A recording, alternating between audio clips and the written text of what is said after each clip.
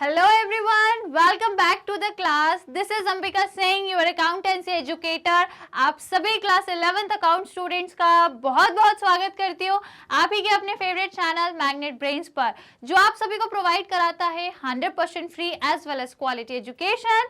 जी हाँ दोस्तों, बिल्कुल यहाँ पर हम आपको सीबीएसई बोर्ड के अलावा अदर स्टेट बोर्ड के कोर्सेज भी प्रोवाइड कराते हैं, जैसे कि Delhi, Bihar, UP, MP and Rajasthan board. बिल्कुल यहाँ पर हम आपको जो इंग्लिश मीडियम के कोर्सेज हैं वो क्लास केजी से लेके क्लास 12 तक प्रोवाइड कराते हैं।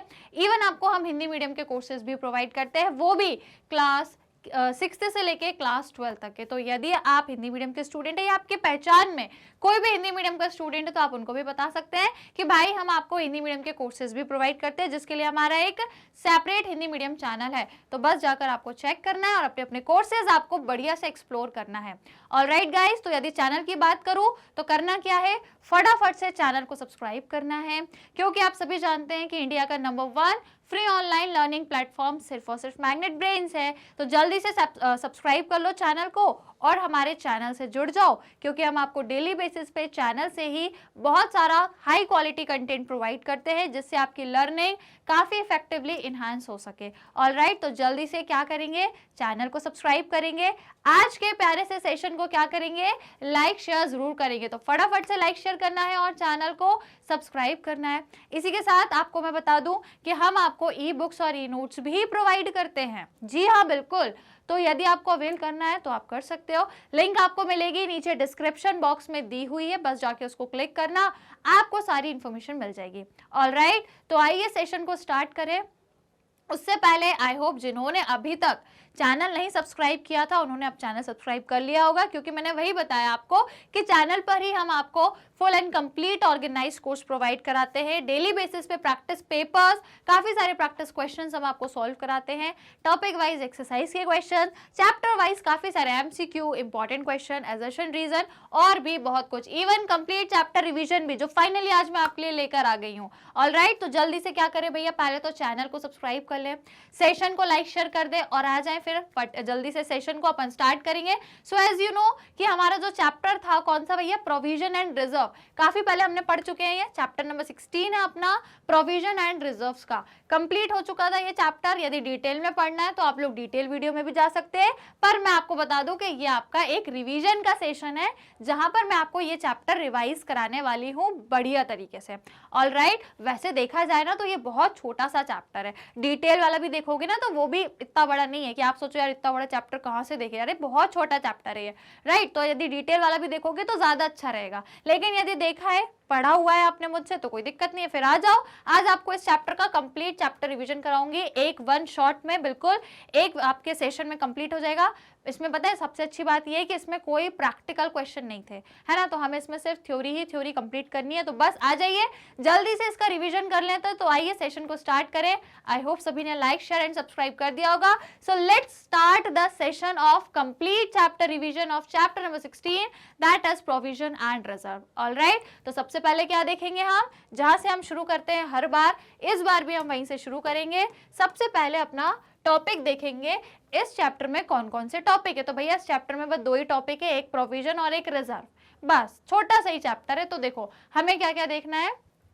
सबसे पहले हम प्रोविजन का मीनिंग, कॉन्सेप्ट और ऑब्जेक्टिव जानेंगे कि प्रोविजन हम क्यों बना रहे हैं, इसका मीनिंग, इसका क्या कॉन्सेप्ट है, इसका ऑब्जेक्टिव।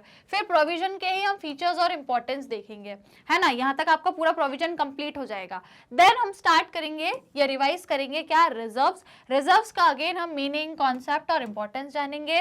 फिर उसके बाद आपके कुछ टाइप्स ऑफ रिजर्व भी होते हैं, रिजर्व के भी कुछ प्रकार होते हैं, जैसे कि एक होता है आपका रेवेन्यू रिजर्व, एक होता है आपका कैपिटल रिजर्व, इन दोनों को डिस्कस करेंगे। फिर एक और आपका स्पेशल टाइप ऑफ रिजर्व होता है जिसको हम कहते हैं सीक्रेट रिजर्व, बिल्कुल छुपा हुआ, हिडन रिजर्व भी कह सकते हो, इसको भी हम डिस्कस करेंगे। एंड देन फाइनली जो बहुत स्टूडेंट्स को कंफ्यूजन रहती है कि मैम ये रिजर्व प्रोविजन एक ही तो होता है, इसमें कोई डिफरेंस नहीं है। भैया किसने बोला, किसने बोला कि डिफरेंस नहीं है, बिल्कुल डिफरेंस है और बहुत डिफरेंस है। सुनने में लगता है कि रिजर्व और प्रोविजन एक ही है, पर रियलिटी में एक नहीं है, दोनों में डिफरेंस है। तो वही मैं आपको बताऊंगी कि क्या डिफरेंस है आपका रिजर्व्स में एंड आपके प्रोविजन में, क्या फर्क है, ये भी बहुत इंपॉर्टेंट है।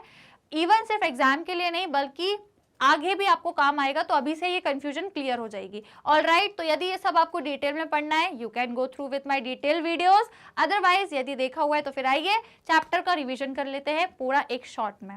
ऑलराइट, तो स्टार्ट कहाँ से करेंगे? प्रोविजन से स्टार्ट करना है हमको। चलिए तो फिर स्टार्ट कर लेते हैं। Meaning of provision. प्रोविजन का मतलब क्या होता है भैया? What is the meaning? तो देखो यहाँ पे लिखा हुआ है कि एक्सपेंसेस और लॉसेस और liability accounted on the basis of estimate. कुछ ऐसे एक्सपेंस हैं, कुछ ऐसे लॉसेज हैं या कुछ ऐसी लाइबिलिटीज हैं जो आपको पता है कि ये होने वाले हैं, ये होने वाले हैं, उनके लिए आप पहले से ही एक एस्टीमेट बना लेते हो कि यार ये इतने अमाउंट का होगा एंड डेफिनेटली होगा। ऑलराइट, तो इसी के लिए हम क्या बनाते हैं? अपना प्रोविजन बनाते हैं। तो प्रोविजन एक अमाउंट है जिसको हम पहले ही साइड में रख लेते हैं, पहले ही साइड में रख लेते हैं इस अमाउंट को। क्यों रख लेते हैं? अपने प्रॉफिट में से माइनस करके रखते हैं, है ना। और उस लाइबिलिटी के लिए जिसको हमको पता है डेफिनेटली वो लाइबिलिटी या वो एक्सपेंस हो गई होगा, फ्यूचर में वो लाइबिलिटी या वो एक्सपेंस हो गई होगा, इसी के लिए हम पहले से ही क्या बना लेते हैं? पहले से ही अमाउंट को साइड में रख लेते हैं। प्रॉफिट में मतलब प्रॉफिट कैलकुलेट करने से पहले ही अपनी इनकम में से पहले ही प्रोविजन को माइनस कर देते हैं, बाद में नेट प्रॉफिट निकालते हैं। पहले ही इनकम में से प्रोविजन को माइनस करके एक एस्टीमेट मतलब एक अंदाजे में एक अंदाजा लगा लेते हैं कि यार फ्यूचर में मुझे पता है 100% मुझे मालूम है कि वो लाइबिलिटी होगी और पक्के में होगी, तो उस लाइबिलिटी को पे करने के लिए अभी से ही मैं तैयारी चालू कर देती हूँ, अभी से ही मैं पैसा जोड़ना स्टार्ट कर देती हूँ अपने प्रोविजन में। और वो लाइबिलिटी का मुझे ये तो कंफर्म है कि वो होगी, पर एग्जैक्ट कितने अमाउंट की होगी वो नहीं पता मुझे, है ना। अमाउंट को लेकर के मुझे एक्यूरेसी नहीं है, एग्जैक्ट मुझे ये नहीं पता कि वो कितने अमाउंट की होगी, बस इतना पता है कि होगी मतलब होगी। तो यदि कोई चीज कल को होने वाली है, कोई लाइबिलिटी या कोई खर्चा, कोई एक्सपेंस, कोई लॉस कल को होने वाला है, मुझे मालूम है श्योर 100% भैया वो होगा, उसको कोई नहीं टाल सकता, तो मैं सोचूंगी कि यार जब का जब देखेंगे। तो ये कॉन्सेप्ट अकाउंट में फॉलो नहीं होता कि यदि कोई लॉस है, कोई लाइबिलिटी फ्यूचर में, तो मैं बोलूँ ना जब का जब देखेंगे, यार ऐसा नहीं करना है। अकाउंट्स में यदि कोई एक्सपेंस लॉस का अंदाजा है आपको फ्यूचर में होने वाला है, आज ही तैयार हो जाओ, बिल्कुल टेंशन में आ जाओ, सावधान हो जाओ और आज ही उसके लिए तैयारी शुरू कर दो। आज से ही उसके लिए पैसा जोड़ना चालू कर दो, देर मत करो, आखिरी टाइम के लिए वेट मत करो, आज से ही पैसा मतलब पैसा जोड़ना चालू कर दो। तो ये जो फ्यूचर की लाइबिलिटी है जो मुझे पता है 100% होंगी, पर अमाउंट कंफर्म नहीं है कितने का, तो मैं एक एस्टीमेट बना लूंगी, एक अंदाजे से अमाउंट आज से ही जोड़ना चालू कर दूंगी, जिसको मैं प्रोविजन कहती हूँ। क्या कहते हैं हम? प्रोविजन कहते हैं। It is charge in the profit and loss account. तो ये क्योंकि प्रॉफिट नेट प्रॉफिट निकलने से पहले ही ये आपका माइनस हो जाता है, तो इसलिए प्रॉफिट एंड लॉस में इसको पहले ही डेबिट कर देंगे, उसके बाद इसका नेट प्रॉफिट हम निकालेंगे, मतलब कंपनी का नेट प्रॉफिट बाद में निकलेगा, पहले ही आपके इनकम में से ये माइनस हो जाता है डेबिट साइड पर। Alright, then on the basis of best estimate, हम एक एस्टीमेट बना लेते हैं, एक अमाउंट, हमें एग्जैक्ट तो नहीं पता, वो तो जब होगी तभी पता लगेगा, पर हमने अंदाजे से अभी से ही उसको प्रोविजन बना लिया और उसको हम प्रॉफिट एंड लॉस में से डेबिट करते हैं। In other words, provision is charged against profit for the purpose of providing for any liability or loss. Future में होने वाली लाइबिलिटी या लॉस के लिए आज से ही मैं पैसा इकट्ठा कर रही हूँ अपने प्रोविजन में, जो मैं काय में से माइनस कर रही हूँ, अपनी इनकम में से पहले ही माइनस कर दे रही हूँ, और बाद में क्या निकालूंगी? बाद में अपना नेट प्रॉफिट निकलेगा। पहले प्रॉफिट में से माइनस होगा प्रोविजन, उसके बाद नेट प्रॉफिट निकलेगा। क्लियर? राइट, चलिए आगे देखते हैं। अब अपन आगे लिखा है, जैसे कि कुछ एग्जाम्पल है यहाँ पे, जैसे कि मान लो provision for depreciation, provision for doubtful debts, provision for repair या फिर प्रोविजन फॉर टैक्स। ये कुछ एग्जाम्पल्स हैं आपके प्रोविजन के। जैसे कि देखो, अब एक एक पे गौर करो, एक एक पे गौर फरमाना। यहाँ पे लिखा है कि प्रोविजन फॉर डेप्रिसिएशन, भाई डेप्रिसिएशन एक वो खर्चा है मेरा जो फ्यूचर में होगा और इसको कोई नहीं टाल सकता, ये 100% होगा। मुझे डेप्रिसिएशन अपनी मशीन्स पे या किसी भी एसेट पे चार्ज करनी है। 15 चैप्टर में पढ़ा है, हर एक एसेट पे हम हर साल डेप्रिसिएशन लगाते हैं, तो ये तो होना ही है, ये कंफर्म है ये कि ये एक्सपेंस मेरा होगा, पर मुझे एग्जैक्ट अमाउंट नहीं पता। पर क्योंकि मैं हर साल डेप्रिसिएशन दे रही हूँ, हर साल लगा रही हूँ, तो मैं एक अंदाजे से तो बता सकती हूँ कि मेरा इतना डेप्रिसिएशन आएगा, तो उसके लिए मैं आज से ही पैसा इकट्ठा करना चालू कर दूँ। फिर है डाउटफुल डेथ, यदि मेरे डेटर्स हैं जिनसे पैसा लेना है वो नहीं दे रहे, तो मैं उनके लिए भी अभी से ही पैसा अपना इकट्ठा करके रखूं, ताकि यदि पैसा नहीं भी मिला तो मेरा जो मैंने प्रोविजन में रखा है वो काम आ जाए। और जैसे कि रिपेयर, किसी मशीन को रिपेयर कराना है, हर साल कराती हूँ, इस बार भी कराऊंगी, बिल्कुल डेफिनेटली है कि ये खर्चा इस बार भी होगा। लेकिन मैं सोचूं कि यार आखिरी का खर्चा आखिरी में देखेंगे, जब का जब समझ लेंगे, जितना पैसा होगा समझ लेंगे।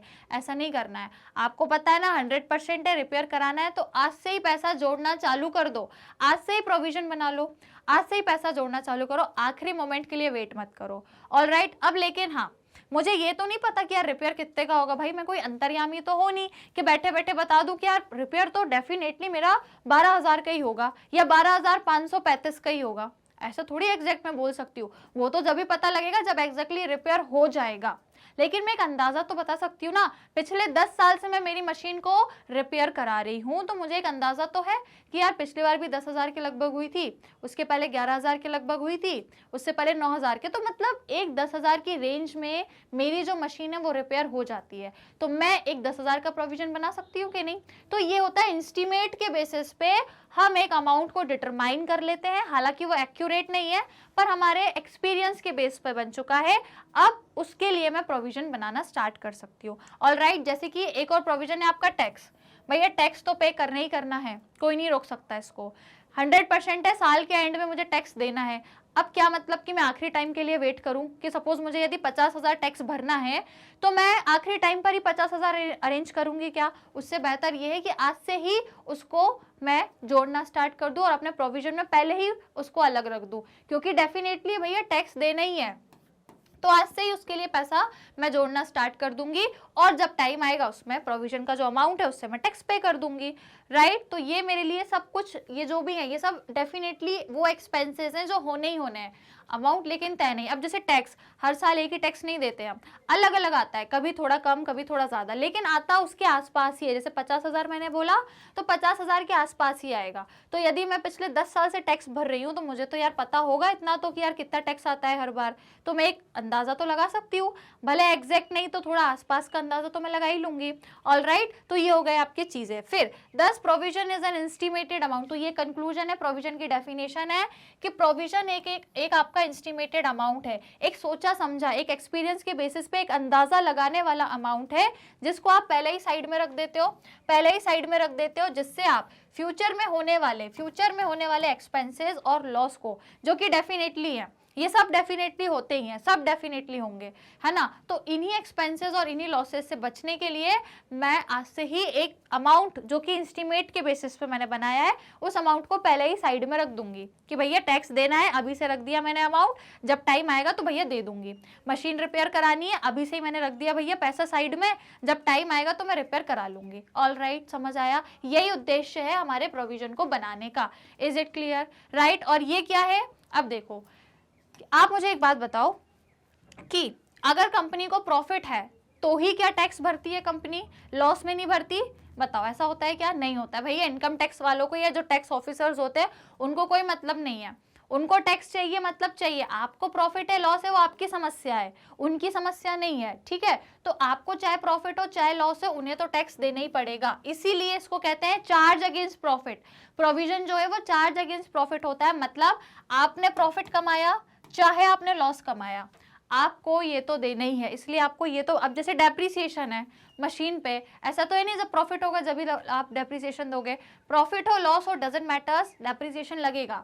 प्रॉफिट हो लॉस हो कोई मतलब नहीं है, रिपेयर तो करानी ही पड़ेगी मशीन, वरना क्या चलाओगे, है कि नहीं? तो ये सब कुछ डेफिनेटली है, ये सब कुछ होने हैं, इसलिए चार्ज अगेंस्ट प्रॉफिट है। चाहे प्रॉफिट हो चाहे लॉस हो, प्रोविजन तो बनाना ही पड़ता है। और दूसरी इंपॉर्टेंट चीज क्या, पहले आप इनकम कमाते हो, प्रॉफिट कमाते हो, प्रॉफिट में से फिर आप प्रोविजन को माइनस करते हो, देन आपको नेट प्रॉफिट पता लगता है, या देन आप क्या करते हो, नेट प्रॉफिट को कैलकुलेट करते हो। Is it clear? समझ में आया? चलिए आगे देख लें अब अपन, है ना। ये हो गया आपका प्रोविजन के बारे में। अब इसका कुछ कॉन्सेप्ट है वो अपन समझ लेते हैं, क्या क्या लिखा है। देखो, accrual assumption is a fundamental accounting assumption. इसका जो एक फंडामेंटल है वो क्या है, एक्रूलर अजम्पशन कह रहा है। इसका मतलब कि यदि कोई लॉसेस है, कोई एक्सपेंसेस है फ्यूचर के लिए, आज से ही सावधान हो जाओ, आज से ही तैयारी चालू कर दो। और यदि कोई इनकम है, कोई कुछ है, तो उसका आप इतना माइंड मत करो, वो जब होगी जब का तब देखेंगे। लॉस और एक्सपेंस के केस में कभी ये मत सोचना कि जब का जब देखेंगे, नहीं, आज से ही इसके लिए आप प्रिपेयर हो जाओ, आज से ही तैयारी चालू करो, आज से ही पैसा जोड़ना चालू करो कि यार वो लॉस और एक्सपेंस आने वाला है, उसके लिए कैसे फेस करेंगे।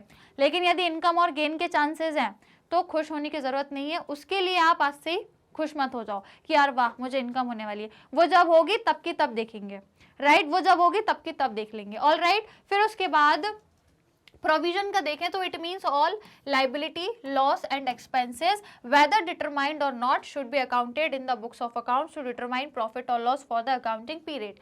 यहाँ पर यदि हम प्रोविजन में देखें तो जितनी भी लाइबिलिटी, लॉस या एक्सपेंस मुझे फ्यूचर में होने वाले हैं, यदि इन सब के लिए मैंने प्रोविजन बनाया है, यदि इन सब के लिए प्रोविजन बनाया है तो इन सब को मैं अपने कहाँ पे रिकॉर्ड करूंगी, अपनी बुक्स ऑफ अकाउंट्स में। इन सबको मैं अपने बुक्स ऑफ अकाउंट्स में रिकॉर्ड करूंगी, जिससे मुझे सही प्रॉफिट और लॉस पता चल सके, मेरे पूरे अकाउंटिंग ईयर में मेरा एग्जैक्ट प्रॉफिट या लॉस कितना है। यदि ये मुझे पता लगाना है तो मुझे क्या बनाना पड़ेगा, अपने अकाउंट्स में ये सभी रिकॉर्ड करने पड़ेंगे जो मुझे फ्यूचर में लग रहे हैं, कोई लाइबिलिटी, कोई एक्सपेंस, कोई लॉस, तो उनके लिए यदि मैंने प्रोविजन बनाया है तो ये सब कुछ मैं अपने बुक्स में रिकॉर्ड करूंगी एक अंदाजे वाली वैल्यू पर, क्योंकि अभी मुझे एग्जैक्ट वैल्यू तो पता नहीं है, लेकिन फिर भी मुझे एक अंदाजा तो पता है, एक एस्टिमेशन लगाकर तो मैं इसको रिकॉर्ड कर ही सकती हूँ, तो वही मैं यहाँ पे करूंगी। फिर liabilities amount of which are not determined or recorded in the books of accounts on best estimate. कुछ ऐसी लाइबिलिटी जिनका आपको अमाउंट एग्जैक्टली नहीं पता तो भी आप एक अच्छे एस्टिमेट बना करके उसको रिकॉर्ड कर सकते हो अपनी बुक्स में, जो आपके एक्चुअल के ही आसपास हो। ऐसा नहीं है कि मान लो 10,000 का मेरे को पता है, 10,000 का हर साल आता है, मतलब 10,000 के लगभग, और मैं एस्टिमेट 50,000 का बना रही हूँ, ऐसा नहीं होना चाहिए। एस्टिमेट उतना ही बनाओ जो एग्जैक्ट के आसपास का ही हो, उसकी रेंज का ही हो, है ना। फिर the amount so set aside is a provision, तो वो जो अमाउंट आपने साइड में रखा है वो आपका प्रोविजन है। क्लियर, समझ आया? चलिए, ये हो गया आपका कॉन्सेप्ट। नाउ ऑब्जेक्टिव क्या क्या है, तो देखो द ऑब्जेक्टिव जो है प्रोविजन का वो क्या है, सारे एक्सपेंसेस और लॉस जो फ्यूचर में होने वाले हैं उनके लिए आज से एस्टिमेट बनाओ और एक करेक्ट वैल्यू पर बनाओ। अभी से एस्टिमेट बना के उनको आज से ही उनके लिए प्रोविजन क्रिएट करो, आज से ही उनके लिए अमाउंट जोड़ना चालू कर दो। उसके बाद where the amount of liability, expense and loss are not determined, they are estimated and accounted by making provision। तो जब आपको करेक्ट नहीं पता तो आप एक एस्टिमेट बनाओगे और फिर उसको अपने अकाउंट्स में आप रिकॉर्ड करोगे।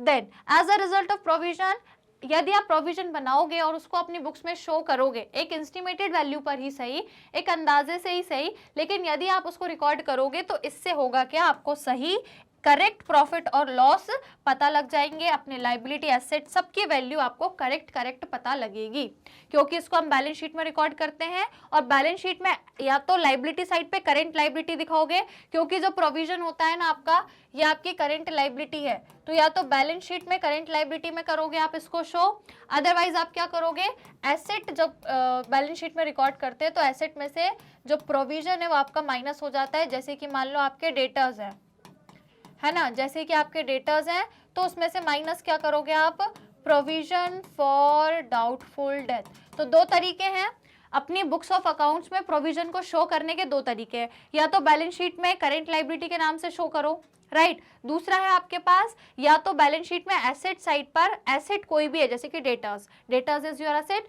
उसमें से माइनस करोगे प्रोविजन फॉर डाउटफुल डेथ। तो ये दो तरीके हैं, या तो बैलेंस शीट में लाइबिलिटी साइड पर प्रोविजन को करेंट लाइबिलिटी में लिखो, या फिर बैलेंस शीट में एसेट साइड पे प्रोविजन को आप एसेट में से माइनस कर दो। क्लियर, ये दो तरीके हो गए आपके। ऑल राइट, समझ में आया? चलिए, अब आपके पास आगे क्या है, कुछ फीचर्स हैं, राइट। तो ये फीचर्स देख लेते हैं क्या क्या है प्रोविजन के। तो पहला फीचर लिखा है it is an amount set aside out of incomes और प्रॉफिट। तो ये भैया एक वो अमाउंट है जिसे हम अपने प्रॉफिट या अपने इनकम में से साइड में रख देते हैं, जो भी प्रॉफिट कमाया उसमें से प्रोविजन जो है अपन साइड में रख देते हैं। It is a retention of profit, तो रिटेंशन मतलब रिटेन, प्रॉफिट का जो रिटेन कर रहे हैं जितना पार्ट, उसको बोलते हैं रिटेंशन, है ना। Made temporary for a specific purpose, temporary भैया 1 साल से कम तक के लिए, 1 साल तक के अंदर के लिए प्रोविजन बनता है, 5, 6, 10 साल के लिए प्रोविजन नहीं बनता। होता, टेम्पररी है, जो चीज़ एक साल की अगले साल फिर दूसरी बनेगी, फिर तीसरे साल दूसरी बनेगी, तो ऐसी चीज़ टेम्पररी होती है, कोई 10-15 साल के लिए परमानेंट नहीं है ना, एक स्पेसिफिक पर्पस के लिए। टैक्स का प्रोविजन सिर्फ टैक्स के लिए बना है, मशीन पे रिपेयर कराने के लिए जो प्रोविजन है वो उसी के काम के लिए है ना, तो एक स्पेसिफिक पर्पस के लिए प्रोविजन होता है। The purpose for creating provision are, तो कौन कौन से पर्पस हो सकते हैं, जैसे कि मेरे को फ्यूचर में कोई एंटिसिपेटेड लॉस है कि यार ये डेफिनेटली होगा, तो मैं अभी से उसके लिए क्या करूँ, प्रोविजन बनाऊं, अभी से पैसा कलेक्ट करूं, है ना, रिटेन करके रखूं। फिर to account depletion or diminution in the value of an asset, तो वही जो आपके एसेट की वैल्यू में डेप्रिसिएशन आना, ये तो है ही स्वाभाविक सी बात है कि भैया हर एसेट में डेप्रिसिएशन आएगा, उसके लिए आज से ही प्रोविजन बनाना स्टार्ट करें। और जो भी लाइबिलिटीज आपको फ्यूचर में लग रही है डेफिनेटली, जैसे कि टैक्स की पेमेंट करना है, दिस इज माई लाइबिलिटी, तो डेफिनेटली मुझे पेमेंट करनी है, उसके लिए आज से ही मैं क्या करूंगी, तैयारी स्टार्ट करूंगी प्रोविजन में पैसा जोड़ना। तो ये आपके कुछ प्रोविजन के फीचर्स हैं, आई होप गाइज आप लोग को क्लियर हो गए होंगे। Now the amount of anticipated loss or the depletion in the value of the asset or the liability is estimated at the time of accounting। तो हम देखो exactly हमें नहीं पता, ये तो पता है फ्यूचर में वो लाइबिलिटी, वो एक्सपेंस या वो लॉस होगा, डेफिनेटली होगा, पर कितने अमाउंट का होगा दैट इज नॉट श्योर। हमें नहीं पता कि यार एग्जैक्टली 2520 का ही वो लॉस होगा, पर हम एक एस्टिमेट बना लेते हैं कि यार 2-3 हज़ार के लगभग होगा, एक रेंज तय कर लेंगे, एक एस्टिमेशन, क्योंकि इतने सालों से बिजनेस चला रहे हैं हम, इतना तो अब हमें एक्सपीरियंस है कि हम अपने एक्सपीरियंस से अपने जो पास्ट में जो चीज़ें हुई हैं उनके मुताबिक एक एस्टिमेट बना ले, तो वही हम करें, एक एंटिसिपेटेड लॉस जो फ्यूचर में होने वाला है या जो भी लाइबिलिटी है उसके लिए हम आज से एस्टिमेटेड बनाएंगे और अपने अकाउंट्स में आज ही उसको रिकॉर्ड कर लेंगे। उसके बाद it is a charge against profit, hence is debited to profit and loss account में से ये डेबिट हो जाता है, क्योंकि अपन ने जो भी कमाया इनकम में से ये प्रोविजन हटाने के बाद ही आपको नेट प्रॉफिट मिलेगा, राइट। तो ये चार्ज अगेंस्ट प्रॉफिट है, भले प्रॉफिट हो लॉस हो ये तो माइनस होगा ही, प्रोविजन तो आपको इनकम में से माइनस करना ही पड़ेगा, भले लास्ट में आपको नेट प्रॉफिट नजर आ रहा है या नेट लॉस नजर आ रहा है, डजंट मैटर्स, आपको तो करना ही पड़ेगा। जो भी आपने इनकम कमाई है पहले उसमें से आप अपना प्रोविजन माइनस करोगे, तब जाके आपको आपका नेट प्रॉफिट या लॉस पता लगेगा। तो ये चार्ज अगेंस्ट प्रॉफिट है, ओके। प्रॉफिट या लॉस निकलने के पहले ही हम अपनी इनकम में से इसको माइनस कर देते हैं, तो जो भी चीज़ें आपकी इनकम में से माइनस हो रही है जिसके बाद आपको नेट प्रॉफिट या नेट लॉस पता चल रहा है, उसको हम प्रॉफिट एंड लॉस अकाउंट में से डेबिट करते हैं। क्या करते हैं स्टूडेंट्स, डेबिट करते हैं। इज इट क्लियर, समझ आ रहा है ना। यही कुछ फीचर्स है आपके प्रोविजन के। नाउ लेट्स मूव अहेड और चीज़ें देखते हैं क्या है अपने पास। ओके, नाउ इंपॉर्टेंस क्या है, अब क्यों ये जरूरी है प्रोविजन, एक कंपनी क्यों बना रही है, व्हाट इज द मोटिव या इसका इंपॉर्टेंस। तो भैया सबसे पहला है करेक्ट प्रॉफिट या लॉस, यदि आपको पता करना है बिजनेस का करेक्ट प्रॉफिट या लॉस यदि पता करना है तो आपको सारे प्रोविजंस को अपनी बुक्स में रिकॉर्ड करना कंपलसरी है। जैसे कि मैंने बताया कि जो प्रोविजन होता है वो आपकी बैलेंस शीट में या तो लाइबिलिटी साइड पर करेंट लाइबिलिटी के तौर पर लिखोगे, या फिर एसेट में जिस भी एसेट के लिए वो आपने प्रोविजन बनाया है उसमें से माइनस करोगे। जैसे कि फॉर एग्जांपल डेटर के लिए आपने प्रोविजन फॉर डेटर बनाया है तो एसेट साइड पर अपन डेटर लिखते ही हैं। जैसे कि देख लो, अच्छा यहाँ देख लो, मैं एक बार और समझा देती हूँ, राइट। देखो ओके, तो मैं क्या कह रही हूँ कि जब अपन क्या बनाते हैं अपनी balance sheet, whenever we used to prepare our balance sheet, तो बैलेंस शीट के 2 कॉलम होते हैं, आप सबको पता ही है ना। एक आपको पता है ये होती है आपकी liability side and this is your asset side, ये 2 साइड होते हैं हमारे एक बैलेंस शीट में। तो जो आपका प्रोविजन है एक तरीके की लाइबिलिटी है, तो आप उसको यहाँ पे लिखोगे लाइबिलिटी साइड पे करंट एसेट्स के तौर पर, क्योंकि वो एक करंट एसेट है। प्रोविजन और करंट क्यों है, क्योंकि जो प्रोविजन है वो 1 साल के अंदर अंदर का है और जो चीज़ 1 साल के अंदर अंदर की है वो करंट है। 4-5 साल का होता तो वो नॉन करेंट लाइबिलिटी होती, ठीक है, लेकिन प्रोविजन 1 साल का है तो वो करेंट एसेट है। ऑन द अदर हैंड, या तो इस तरीके से ट्रीट कर लोगे तभी सही प्रॉफिट लॉस पता लगेगा, तभी तो आपको पता लगेगा कि एग्जैक्टली आपकी बैलेंस शीट में क्या है क्या नहीं है ना। यह आपको सही फाइनेंशियल पोजीशन बताएगा, राइट। एंड इसके अलावा दूसरा एक और तरीका होता है, या तो आप फॉर एग्जाम्पल डेटर, ये मेरा एसेट है और मैंने डेटर के लिए यदि provision for doubtful death prepare किया है तो मैं उसको माइनस करके फिर डेटर की वैल्यू लिखूंगी। डेटर में से provision for doubtful death minus होगा, देन फाइनल वैल्यू आएगी। तो ये अब मुझे सारी चीजें करेक्टली पता लगेगी। अदरवाइज यदि मैं प्रोविजंस को नहीं रिकॉर्ड करती हूँ तो मुझे सही चीज नहीं पता लगेगी, मेरी बिजनेस की एग्जैक्ट फाइनेंशियल पोजीशन मैं नहीं पता कर पाऊंगी। तो यदि मुझे करेक्ट प्रॉफिट और लॉस, अब यहाँ पे प्रॉफिट और लॉस की बात है, तो जैसा कि आप सभी जानते हैं कि हम बनाते हैं प्रॉफिट एंड लॉस अकाउंट। हालांकि ये हम अपना 18th और 19th चैप्टर में बहुत अच्छे से सीखेंगे। Balance sheet, profit and loss account, trading account, ये सब अपना 18 एंड 19 चैप्टर का पार्ट है।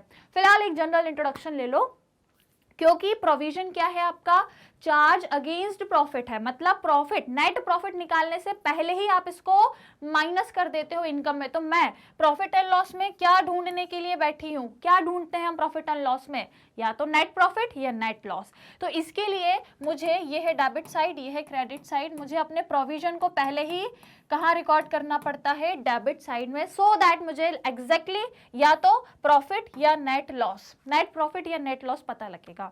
तो ये चार्ज अगेंस्ट प्रॉफिट है। यदि इसको मैं अपने प्रॉफिट एंड लॉस में से नहीं माइनस कर रही हूँ, यदि नहीं डेबिट कर रही हूँ, तो मुझे सही प्रॉफिट सही लॉस नहीं पता लगेगा, क्योंकि एग्जैक्टली में ये मैं माइनस करूंगी तभी मुझे मेरा सही प्रॉफिट एंड लॉस पता लगेगा। अभी क्लियर हो गया सभी को, राइट? तो यही लिखा है यहाँ पर, ये नेसेसरी है डिटरमाइन करने के लिए करेक्ट प्रॉफिट एंड लॉस। यदि आपको पता करना है तो जब तक नहीं पता लगेगा तब तक आप ये सारी चीज़ों को अपने अकाउंट्स में नहीं रिकॉर्ड करोगे। प्रोविजन से रिलेटेड चीज़ें यदि नहीं रिकॉर्ड करोगे तो भैया चीज़ें छूट जाएंगी, गलत आपको प्रॉफिट लॉस पता लगेगा।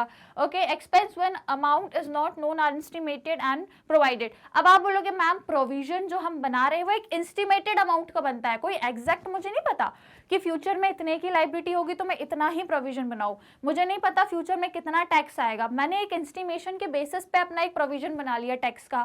तो ये सब एक एस्टिमेटेड चीज है, तो कोई दिक्कत नहीं है, आप उस एस्टिमेटेड वैल्यू पर ही रिकॉर्ड कर दो अपने बुक्स ऑफ अकाउंट्स में। जैसे कि मुझे नहीं पता ये प्रोविजन कितने का है, पर मुझे एक एस्टिमेशन पता है, ठीक है, तो मैंने उसके भरोसे पे, अपने अंदाजे के भरोसे पे यहाँ पे सपोज 10,000 का एक प्रोविजन बना लिया एस्टिमेट। कोई दिक्कत नहीं है, एक एस्टिमेटेड वैल्यू को भी आप अपने बुक्स ऑफ अकाउंट्स में रिकॉर्ड कर सकते हो। जैसे कि इलेक्ट्रिसिटी बिल, अब मान के चलो मेरा आखिरी महीने का बिल अभी तक नहीं आया, पिछले 12 महीने होते हैं साल में, पिछले 11 महीने से मैं बिल पे कर रही हूँ, अब 1 महीने का बचा है, तो क्या मैं एस्टिमेट नहीं लगा सकती? पिछले 11 महीने से भर रही हूँ तो 11 महीने के बेसिस पे क्या मुझे ये समझ नहीं आएगा कि नेक्स्ट ईयर कितना बिल, सॉरी नेक्स्ट मंथ में कितना बिल आ सकता है?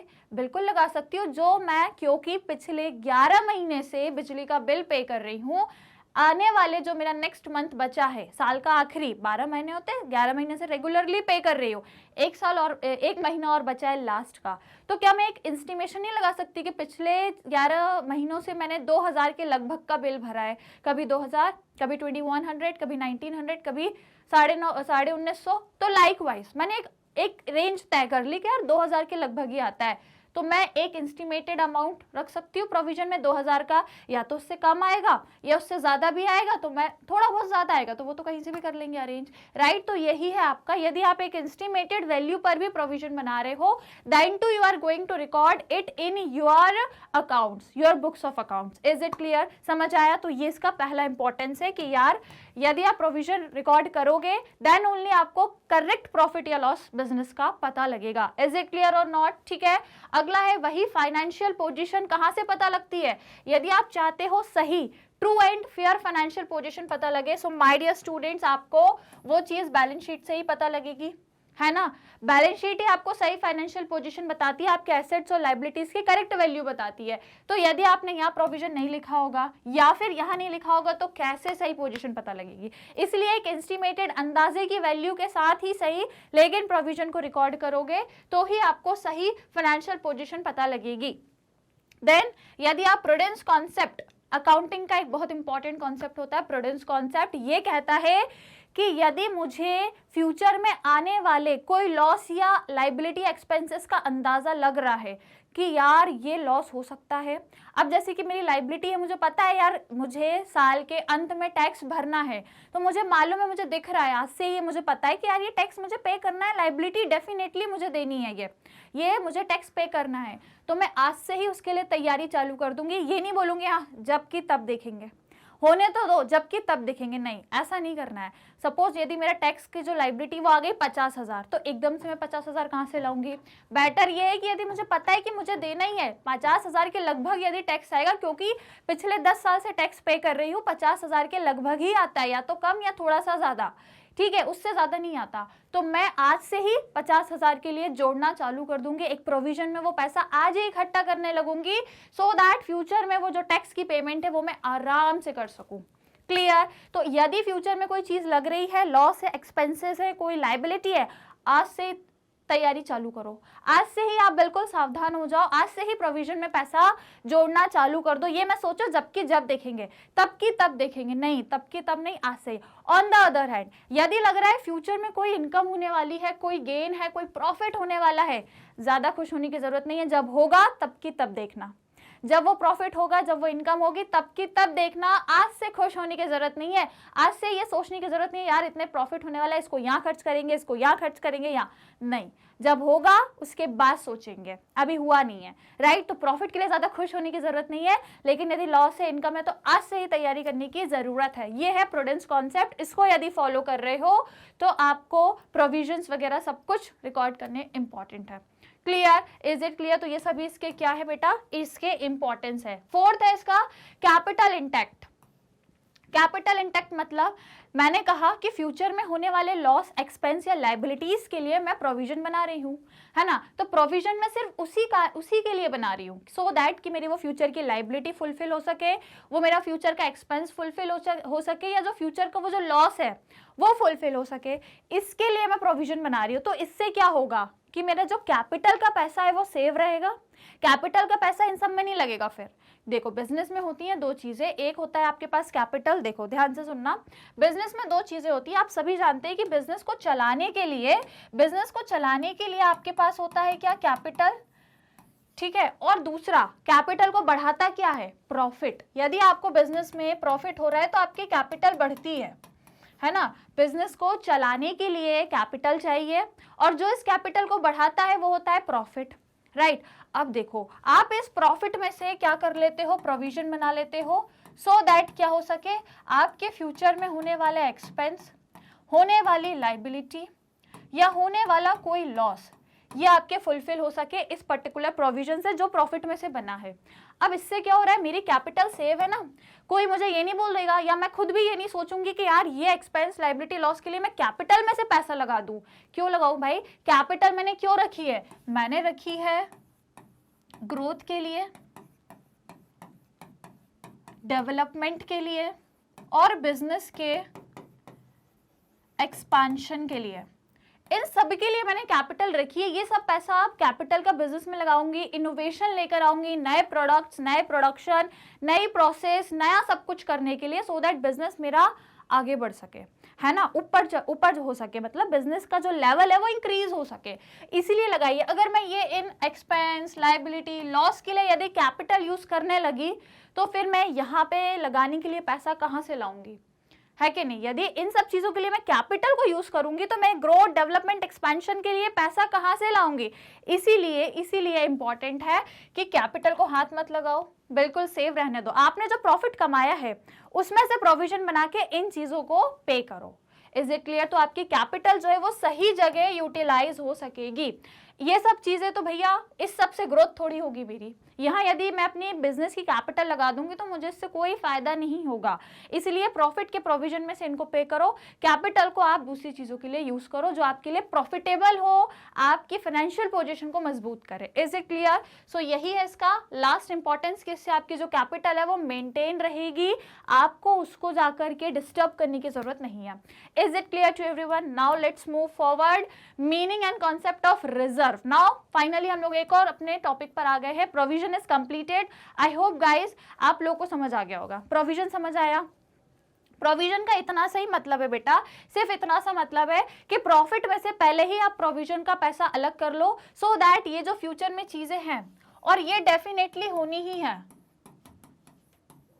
है ना, इनका होना डेफिनेटली श्योर है, श्योर 101% ये होंगे।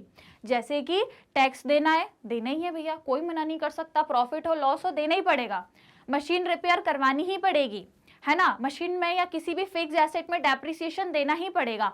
तो इन चीजों के लिए पहले ही मैं सावधान हो जाऊं, क्योंकि मुझे पता है ये डेफिनेटली होना तो है ही, इनको कोई नहीं टाल सकता, पर मुझे ये नहीं पता कि इनका अमाउंट कितना रहेगा। अमाउंट के लिए मैं श्योर नहीं हूं, पर कोई दिक्कत नहीं है ना, टैक्स पिछले 10 साल से भर रही हूँ, मशीन में रिपेयर पिछले 5 साल से करा रही हूँ, एसेट में रिपेयर एसेट में जो डेप्रिसिएशन दे रही हूँ वो पिछले 10-20 साल से दे रही हूँ।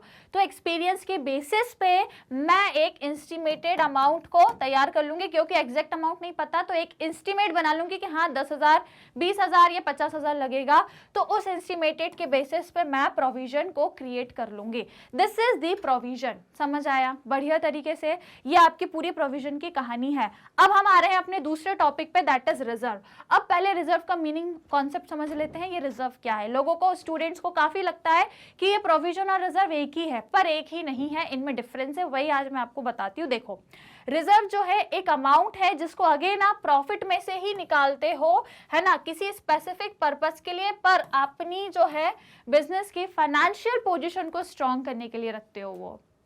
मतलब कि फॉर एग्जाम्पल, जो मेरा प्रॉफिट है, मैंने प्रोविजन इन चीजों के लिए रखा है, लेकिन रिजर्व में इन चीजों के लिए नहीं रखती हूँ।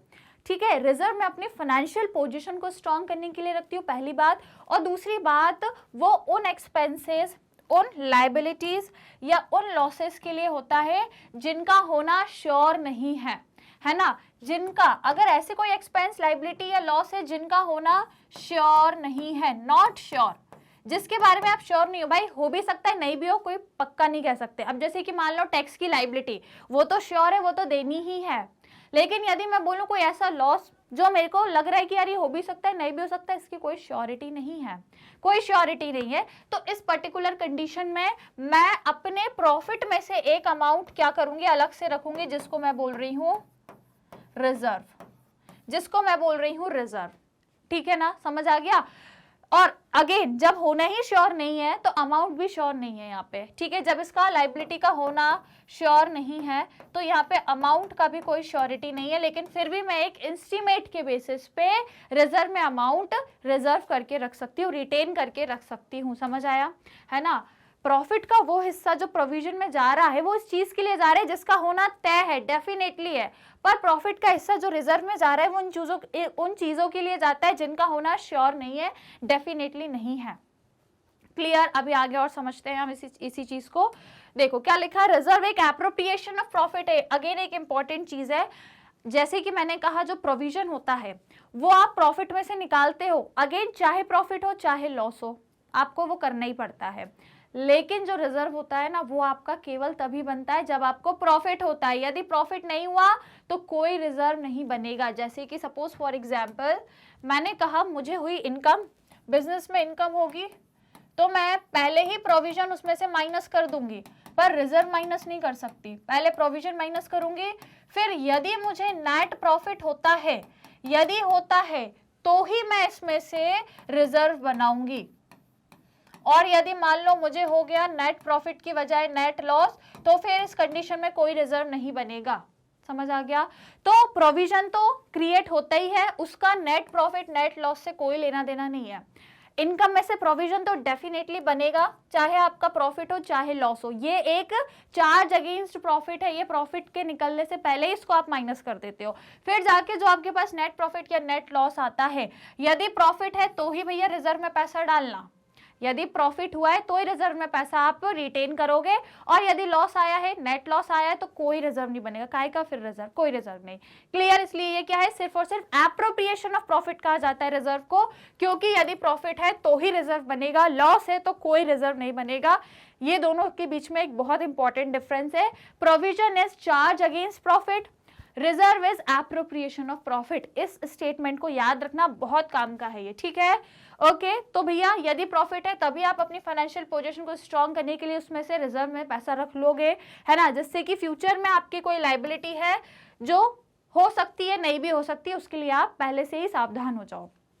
राइट तो क्या लिखा है यहाँ पर, रिजर्व आर नॉट सेट। हाँ अगेन वही चीज आ गई कि रिजर्व आप किसी लाइबिलिटी के लिए नहीं बनाते जो आपको पता है डेफिनेटली होनी है, क्योंकि उसके लिए प्रोविजन बनेगा, है ना, या कोई भी ऐसा नहीं है कि यार डेप्रिसिएशन लगाना है एसेट पे इसलिए हम रिजर्व का पैसा आप इसलिए नहीं लगाते कि डेफिनेटली वो लॉस है, वो एक्सपेंस है, तो उन सब के लिए तो ऑलरेडी प्रोविजन बन चुका है जो चीज डेफिनेटली फ्यूचर में होनी है। बल्कि रिजर्व किस चीज के लिए बनता है, वो बनता है अननोन कंटिजेंसीज दैट में अराइज इन फ्यूचर। अननोन मतलब जिनका हमें अंदाजा ही नहीं है पहले से, जिनका हमें कोई अंदाजा नहीं है, अननोन है वो चीजें, हमें नहीं पता। अब जैसे टैक्स की लाइबिलिटी मुझे पता है, ये मैं जानती हूँ कि होगी मतलब होगी, इसके लिए प्रोविजन बना है, पर कुछ ऐसी लाइबिलिटीज है जिसके बारे में मुझे कोई आइडिया नहीं। भाई business is a risky, business बहुत रिस्की है, फ्यूचर में काफी अनसर्टेनिटी है, कब कौन सी चीज हो जाए, कब कौन सा लॉस हो जाए हम नहीं कह सकते। तो यही जिनके बारे में मुझे कोई नॉलेज नहीं है अभी तक, उनके बारे में मुझे कोई आइडिया नहीं है, कोई इंस्टीमेट नहीं बनाया मैंने, उन अननोन लाइबिलिटी, अननोन एक्सपेंस या उन अननोन जिसको हम बोलते हैं कंटिजेंसीज, उनको फेस या फाइट करने के लिए हम रिजर्व बनाते हैं। क्लियर, समझ आया? चलिए ये हो गया, इसका मीनिंग वगैरह कॉन्सेप्ट हो गया है। नाउ कुछ और चीजें हैं, एग्जाम्पल्स। अब देखो रिजर्व के एक एग्जाम्पल है जनरल रिजर्व, नाम से ही समझ आ रहा है जनरल रिजर्व एक ऐसा रिजर्व है जिसे हमने बस रिजर्व करके रखा है, किसी भी पर्पस में हम इसको यूज कर सकते हैं, जब जैसी जरूरत पड़ेगी हम इसको यूज कर लेंगे, कहीं भी इसको कर लेंगे। फिर एसेट रिप्लेसमेंट रिजर्व, मैंने एक रिजर्व करके रखा है एसेट का रिप्लेसमेंट करने के लिए। इससे क्या हो रही है, मेरी फाइनेंशियल पोजीशन स्ट्रांग होगी ना, कि कल को मुझे कोई एसेट यदि रिप्लेस करना है, एक एसेट को हटा करके दूसरा एसेट लाऊंगी, तो भैया मेरे को पैसा चाहिए, फ्री में तो आएगा नहीं वो एसेट, पैसा चाहिए, तो उसके लिए आज से ही मैंने पैसा अपना रिजर्व में करके रखा है। देन वर्कमैन कंपनसेशन रिजर्व, अब अगेन ये क्या होता है, जब भी फैक्ट्रीज में, कंपनी की जो फैक्ट्रीज होती है जहाँ पे प्रोडक्शन का, मैन्युफैक्चरिंग का काम चलता है, बड़ी बड़ी मशीन्स, बड़े बड़े प्लांट्स पे लेबर काम करती है, बड़ी बड़ी मशीन चलाती है, वहाँ एक्सीडेंट और दुर्घटनाएं होती हैं, काफी बार इंजरी हो जाती है, कभी हाथ में, पैर में, एम्प्लॉय मतलब लेबर जो काम करते हैं ना, जो वर्कर होते हैं उनको मशीन्स में, आपने सुना भी होगा कई बार मशीन में काम करते करते वक्त लेबर या वर्कर को हाथ में इंजरी हो गई, पैर में फ्रैक्चर हो गया, गिर गए भैया कहीं बिल्डिंग से कुछ हो गया, तो इन सब के लिए उनको यदि नुकसान हुआ फैक्ट्री की वजह से, मतलब फैक्ट्री में काम करने की वजह से, हालांकि सेफ्टी से ही काम होता है लेकिन फिर भी कई बार हो जाती है भैया, अनफॉर्चुनेटली चीजें हो जाती है, तो इसके लिए जो उनके ट्रीटमेंट के लिए पैसा रहेगा वो कंपनी देती है, और कंपनी वो जो पैसा देती है उसके लिए कंपनी को तो पैसा चाहिए, तो वो पैसा कंपनी पहले से ही जोड़ के रखती है, कहाँ, वर्कमैन कंपनसेशन रिजर्व में, कि यार देखो अब ये कौन सी लाइबिलिटी है, ये है ना अननोन लाइबिलिटी। अब मुझे थोड़ी पता है कि यार डेफिनेटली इस साल 5 वर्कर का एक्सीडेंट होगा और उसमें 5 लाख लगेगा, क्या ऐसा सोच सकते हैं हम? बिल्कुल नहीं सोच सकते यार, फ्यूचर में किसका एक्सीडेंट होना है किसका नहीं, ये तो बहुत ही अनसर्टेन बात है, इसके लिए आप पहले से आइडिया नहीं लगा सकते। लेकिन ये है कि यार हो भी सकता है, नहीं भी हो सकता, तो यदि हो गया, मान लो किसी का बड़ा एक्सीडेंट हो गया, किसी के ट्रीटमेंट में 5 लाख रुपए लग रहे हैं, राइट, तो अब कंपनी एकदम से इतना पैसा शायद ना अरेंज कर पाए, इसीलिए कंपनी पहले से ही वर्कर को जो कंपनसेशन देना उसके लिए पहले से ही रिजर्व करके रख लेती है कि यार हो भी सकता है, यदि हो गया किसी का एक्सीडेंट तो कम से कम वो जो पैसा रिजर्व में है उसको हम दे देंगे, वो अपना ट्रीटमेंट करा लेगा, ये कंपनी की लाइबिलिटी है, कंपनी को देना ही पड़ता है। और यदि नहीं हुआ तो कोई दिक्कत नहीं है, रिजर्व का पैसा रखा रहेगा, कहीं और खर्च कर देंगे, कहीं और काम में ले लेंगे। क्लियर, समझ आया? तो वर्कर का, क्योंकि अब ये कोई फिक्स तो नहीं है यार कि मैं बोलूँ कि यार हर साल 5 लेबर का एक्सीडेंट होना कंफर्म है जिसमें मेरे 50,000 लगेंगे, ये कंफर्म है नहीं, जरूरी पता चले साल भर किसी का एक्सीडेंट ही नहीं हुआ और पता चले साल में 10 बार किसी का एक्सीडेंट हो गया, पर अमाउंट फिर भी तय नहीं ना, कभी मान लो ट्रीटमेंट में 5,000 लगे, 5-10 हजार में काम हो गया, या कई बार ट्रीटमेंट में 5-5 लाख रुपए भी लग गए, तो ये डिपेंड करता है, राइट। तो इसके लिए मैं सर्टेन नहीं हूँ, मुझे कुछ नहीं पता, कंफर्म नहीं है मेरे को, लेकिन मैं फिर भी सोच रही हूँ यार हो सकता है, हो भी सकता है, नहीं भी 50-50% चांस है, तो इसके लिए हम वर्कमैन कंपनसेशन रिजर्व बनाते हैं। समझ आया? अभी प्रोविजन और रिजर्व का डिफरेंस समझ आ गया। फिर the amount of reserve when invested, हाँ अब देखो, या तो आपने जो रिजर्व में पैसा रखा है उसको आप यूज करोगे बिजनेस में ही, तो वो तो रिजर्व कहलाएगा। पर यदि उसका कोई काम ही नहीं आया, जैसे कि मैंने जनरल रिजर्व में पैसा रखा था, किसी भी चीज में यदि लगेगा तो मैं यूज कर लूंगी, पर वो यूज ही नहीं हुआ, साल भर हो गया, कोई काम ही नहीं आया, तो अब मैं क्या करूंगी, इसको बाहर किसी कंपनी में इन्वेस्ट कर दूंगी, या बाहर किसी आउटसाइड किसी कंपनी में या किसी सिक्योरिटीज को खरीद के कहीं भी बाहर ये पैसा इन्वेस्ट करूंगी, तो ये पैसा मेरा रिजर्व फंड कहलाएगा। यदि बिजनेस में पैसा लग रहा है तो रिजर्व कहलाता है, और यदि ये अमाउंट आपका बिजनेस के बाहर आउटसाइड बिजनेस लगता है तो ये आपका रिजर्व फंड कहलाता है। Clear? Right. But one specific investment is not made, it is terms है। हाँ, और लेकिन यदि आपने कहीं बाहर कोई इन्वेस्टमेंट नहीं किया तो वो सिर्फ रिजर्व कहलाएगा। बस देखो इतना डिफरेंस है, यदि वो रिजर्व का पैसा बिजनेस में ही है, बिजनेस में ही लग रहा है, तो वो रिजर्व है, और यदि वो पैसा कहीं बाहर लग रहा है, आपकी कंपनी के अलावा किसी दूसरी कंपनी में या दूसरी सिक्योरिटीज खरीदने में लग रहा है, तो वो रिजर्व फंड कहलाता है। Is it clear? Right. Now आगे बढ़े हम अपन, इसकी इंपॉर्टेंस देखो। तो सबसे पहले तो भैया इससे अपनी फाइनेंशियल पोजीशन स्ट्रेंथ होगी, स्ट्रांग होगी आपकी फाइनेंशियल पोजीशन।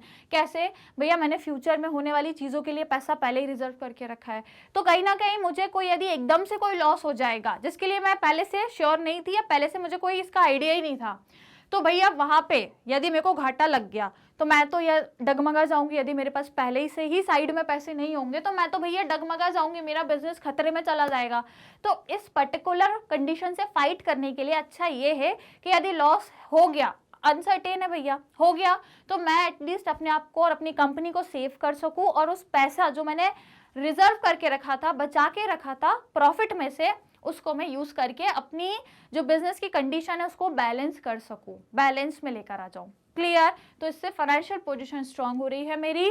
इसके अलावा ये डिफिकल्ट टाइम पर, वही डिफिकल्ट टाइम पर काम आता है, जैसे कि फॉर एग्जांपल अब कुछ और भी इसके इंपॉर्टेंस है, जैसे कि मुझे यदि अपने बिजनेस को एक्सपैंड करना है ना, तो मैं रिजर्व का पैसा यूज कर सकती हूँ। फाइनेंशियल पोजीशन को इम्प्रूव करना है, देन आई कैन यूज, ठीक है, लाइबिलिटीज को पे करना है, I can use the amount of reserve, है ना। कोई अनफोर्सिन कंटिजेंसीज, फ्यूचर में होने वाली ऐसी चीजें जिनका अभी से आप कोई आइडिया नहीं लगा सकते, जैसे कि भाई वर्कमैन कंपनसेशन रिजर्व। अब भैया कितने वर्कर का एक्सीडेंट होगा मैं कैसे बता दूं यार, I can not sure about it. तो वही फ्यूचर में जो भी चीजों जिनका होना श्योर नहीं है उनके लिए आप रिजर्व बना के रखते हो। और legal requirement such as debenture redemption reserve under the companies act 2013 required by the income tax law.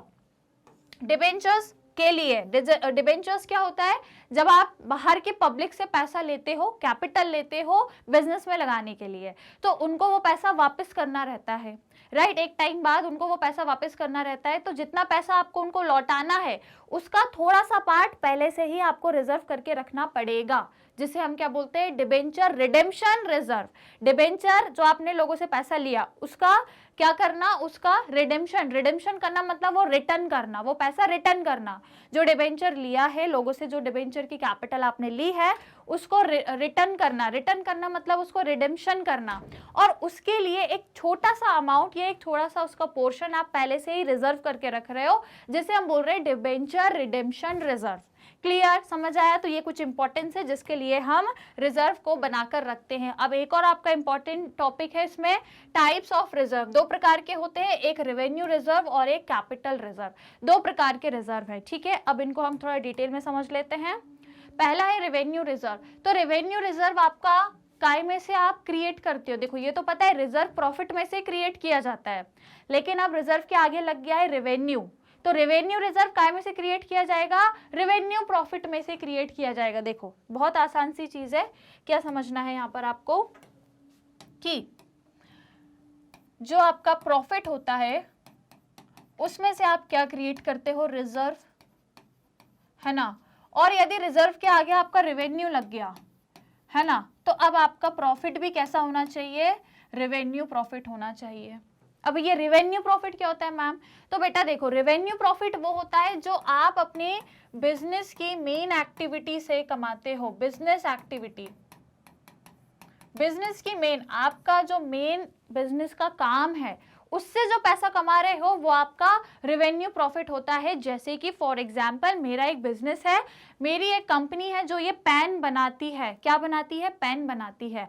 अब इस पेन को बनाकर मैं इसको बेचूंगी, तो जो पैसा मैं कमाऊंगी वो मेरा रेवेन्यू प्रॉफिट कहलाएगा, है ना। मेरी बिजनेस की मेन एक्टिविटी है कि पेन का प्रोडक्शन करना, है ना, और प्रोडक्शन करने के बाद पेन की सेलिंग करना, ये मेरा बिजनेस का मेन काम है। क्या है? पेन को बनाना और पेन को सेल करना। तो यदि पेन को बना के, पेन को बेच के मुझे जो प्रॉफिट कमाने को मिलेगा वो मेरा क्या कहलाएगा? वो मेरा रेवेन्यू प्रॉफिट कहलाएगा। क्योंकि मेरा मेन काम क्या है? बिजनेस में पेन बना के पेन की सेलिंग करना मेरा मेन बिजनेस काम है, मेन ऑपरेटिंग एक्टिविटी है, या मेरा मेन बिजनेस का यही काम है जो मेरी बिजनेस की मेन एक्टिविटी है। इससे जो पैसा कमाऊंगी वो रेवेन्यू प्रॉफिट है। और इस पैसे, ये जो प्रॉफिट कमाया है, यदि इसका कोई हिस्सा मैं अपना सेव कर रही हूं तो वो मेरा रेवेन्यू रिजर्व कहलाएगा। क्लियर हो गया भैया? डाउट तो नहीं है? यही है रेवेन्यू रिजर्व, राइट। देखो ये तो आपको मालूम है ना कि रिजर्व जो है वो प्रॉफिट में से आप रखते हो, रिजर्व आप प्रॉफिट में से अलग करते हो। लेकिन यदि वो जो आपका क्या था? प्रॉफिट, यदि वो प्रॉफिट आपका इस तरीके से कमाया गया है, मेन बिजनेस की एक्टिविटी से वो प्रॉफिट कमाया, तो वो रेवेन्यू प्रॉफिट है। और उस रेवेन्यू प्रॉफिट का जो हिस्सा आपने सेव किया है वो आपका रेवेन्यू रिजर्व है। सिंपल कहानी है ना, सिंपल सी कहानी है, बढ़िया, हम सबको पता है, राइट। तो ये हो गया आपका रेवेन्यू रिजर्व, जो आप रेवेन्यू प्रॉफिट में से साइड करके रखते हो, है ना, जो आपका डिस्ट्रीब्यूशन के लिए रहता है। अब देखो, मेन बिजनेस से जो आप प्रॉफिट कमाते हो ना, ये मेन बिजनेस से जो आप रेवेन्यू प्रॉफिट कमाते हो, मेन बिजनेस से जब आप रेवेन्यू प्रॉफिट कमाते हो तो आपको मालूम है ये क्यों रहता है? ये आपका डिस्ट्रीब्यूशन के लिए रहता है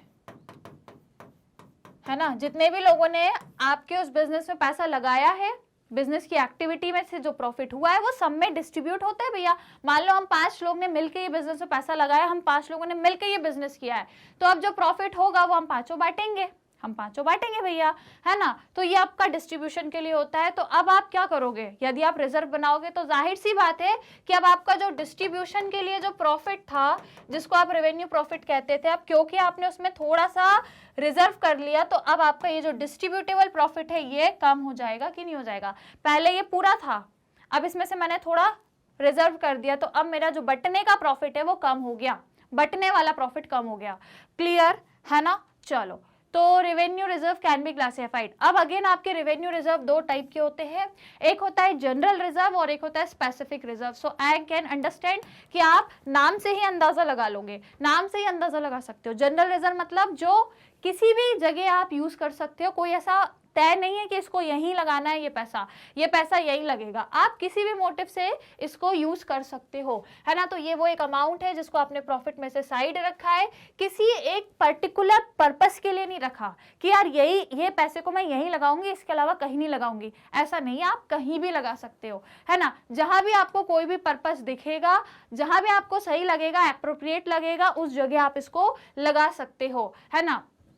कोई भी फ्यूचर में कोई अननोन चीज है, कोई अननोन कंटिंजेंसी मतलब वो चीज जो आपको श्योर नहीं है ना, जो हो भी सकती है नहीं भी हो सकती है, तो उस जगह वो पैसा लगा सकते हो। इसके बाद बिजनेस को बढ़ावा या एक्सपांड करने के लिए वो पैसा लगा सकते हो, है ना। तो ये पैसा बेसिकली आपकी फाइनेंशियल पोजीशन को स्ट्रॉन्ग करता है, क्योंकि इसका यूज करके आप फ्यूचर की अनवांटेड या अनसर्टेन चीजों को अवॉइड कर सकते हो या उनसे फाइट कर सकते हो। ऑन द अदर हैंड आप बिजनेस का एक्सपेंशन कर सकते हो। तो ये कोई स्पेसिफिक पर्पस के लिए नहीं है, नॉर्मली सभी जगह के लिए, जहां भी आपको लगेगा आप वहां लगा दोगे। This is general reserve. Now second आपका क्या है भैया? Specific reserve. नाम ही बता रहा है, स्पेसिफिक रिजर्व एक ऐसा रिजर्व है जो आपने पहले से सोच के रखा है कि ये पैसा यहीं लगाना है भैया, इसके अलावा कहीं और नहीं लगना चाहिए, है ना। तो ये एक ऐसा रिजर्व है जिसको आप प्रॉफिट में से साइड करके रखते हो एक पर्टिकुलर स्पेसिफिक पर्पस के लिए, और आप उसको वहीं पर यूटिलाइज करते हो और कहीं यूटिलाइज नहीं करते, या प्रायोरिटी वहीं देते हो कि यार जिस पर्टिकुलर काम के लिए वो पैसा रखा है पहले उसको वहीं लगाएंगे, यदि बचेगा तो कहीं और लगा देंगे, और यदि जिस पर्टिकुलर चीज के लिए रखा था यदि वहां जरूरत नहीं पड़ी तो फिर कहीं और लगा देंगे। लेकिन पहली प्रायोरिटी, पहले जो प्राथमिकता है वो जिस पर्टिकुलर पर्पस के लिए पैसा या रिजर्व रखा है वहीं पर यूज करेंगे। कुछ एग्जाम्पल है जैसे कि वर्कमैन कंपनसेशन रिजर्व, एक ऐसा रिजर्व जो हमने वर्कर को जब हमको क्लेम देना है क्योंकि उसको इंजरी हो गई, कभी एक्सीडेंट हो गया, उसके साथ कोई दुर्घटना हो गई, तो उसको जो अमाउंट देना है वो पर्टिकुलरली मैंने उस पर्पस के लिए रखा है। तो मैं ऐसा नहीं है कि मैंने वर्कमैन कंपनसेशन रिजर्व के नाम पे पैसा रख के उसको कहीं और खर्च कर दिया, ये तो गलत है। कहीं और खर्च कर दिया और पता चले इधर वो वर्कर को इंजरी हो गई और उसको पैसा देने के लिए अब पैसा ही नहीं बचा, क्योंकि जो रखा था वो कहीं और लगा दिया, तो ये गलत है। आपने जिस पर्टिकुलर पर्पस के लिए रखा है पहले वहां यूज करो, यदि यूज हो रहा है तो ठीक है। वो हो सकता है साल भर आपका कोई लेबर का या कोई वर्कर का कोई एक्सीडेंट नहीं हुआ, पैसा पूरा रखा का रखा रह गया, तो अब आप उसको कहीं और यूज कर सकते हो, अब कर सकते हो। लेकिन पहले ऐसा नहीं कि वहां जरूरत है और आपने उसको निग्लेक्ट कर दिया और आपने कहीं और पैसा लगा दिया, ऐसा नहीं करना है, ठीक है। तो स्पेसिफिक पर्पस के लिए रखा है, वर्कमैन के लिए ही वो मैंने पैसा रिजर्व करके रखा है। उसके बाद specific purpose because to maintain my pay compensation to worker. अब जैसे डिबेंचर का जो रिडेम्पशन रिजर्व है वो मैंने केवल इसी के लिए पैसा रिजर्व करके रखा है क्योंकि मुझे डिबेंचर्स वालों को वापस करना रहेगा, ठीक है। उन्होंने मुझे कैपिटल में पैसा कंट्रीब्यूट करके दिया तो अब मैं उनको वो पैसा वापस करूंगी। फिर उसके बाद कैपिटल रिडेम्पशन रिजर्व हो सकता है, कैपिटल का अमाउंट जो हम वापस करते हैं उसके लिए रिजर्व। फिर इन्वेस्टमेंट फ्लक्चुएशन रिजर्व, कभी आपने इन्वेस्टमेंट करा, उसकी वैल्यू कम ज्यादा हो सकती है तो उसके लॉस से मैं अपने आप को प्रोटेक्ट कर सकूं, इसलिए मैंने रिजर्व करके रखा। तो ये सब स्पेसिफिक पर्पस के लिए कि ये पैसा जो मैंने रिजर्व किया ये मैं सिर्फ वही यूज करूंगी और कहीं नहीं करूंगी, है ना। तो ये कुछ एग्जाम्पल्स हैं आपके। So general reserve and specific reserve are set aside. हाँ, अब भैया चाहे वो जनरल रिजर्व हो चाहे वो स्पेसिफिक रिजर्व हो तभी क्रिएट होगा जब आपको प्रॉफिट होगा। नेट प्रॉफिट निकलने के बाद ही उस प्रॉफिट में से क्रिएट करना, पहले से नहीं क्रिएट होगा या लॉस के कंडीशन में नहीं क्रिएट होता है। Is it clear? तो ये दोनों जो आपके रिजर्व्स है ये केवल तभी क्रिएट किए जाते हैं जब आपको प्रॉफिट, नेट प्रॉफिट होता है। Is it clear? नाउ अब आपका सेकंड है कैपिटल रिजर्व। कैपिटल रिजर्व क्या होता है स्टूडेंट्स? कैपिटल रिजर्व क्या है? यह आपका कैपिटल प्रॉफिट में से अलग किया जाता है। अब देखो भैया, मैं आपको दो तीन चीजें बता रही थी, क्या ये बिजनेस की एक्टिविटी से जो पैसा आया वो रेवेन्यू प्रॉफिट है और उसमें से जो सेव किया वो रेवेन्यू रिजर्व है।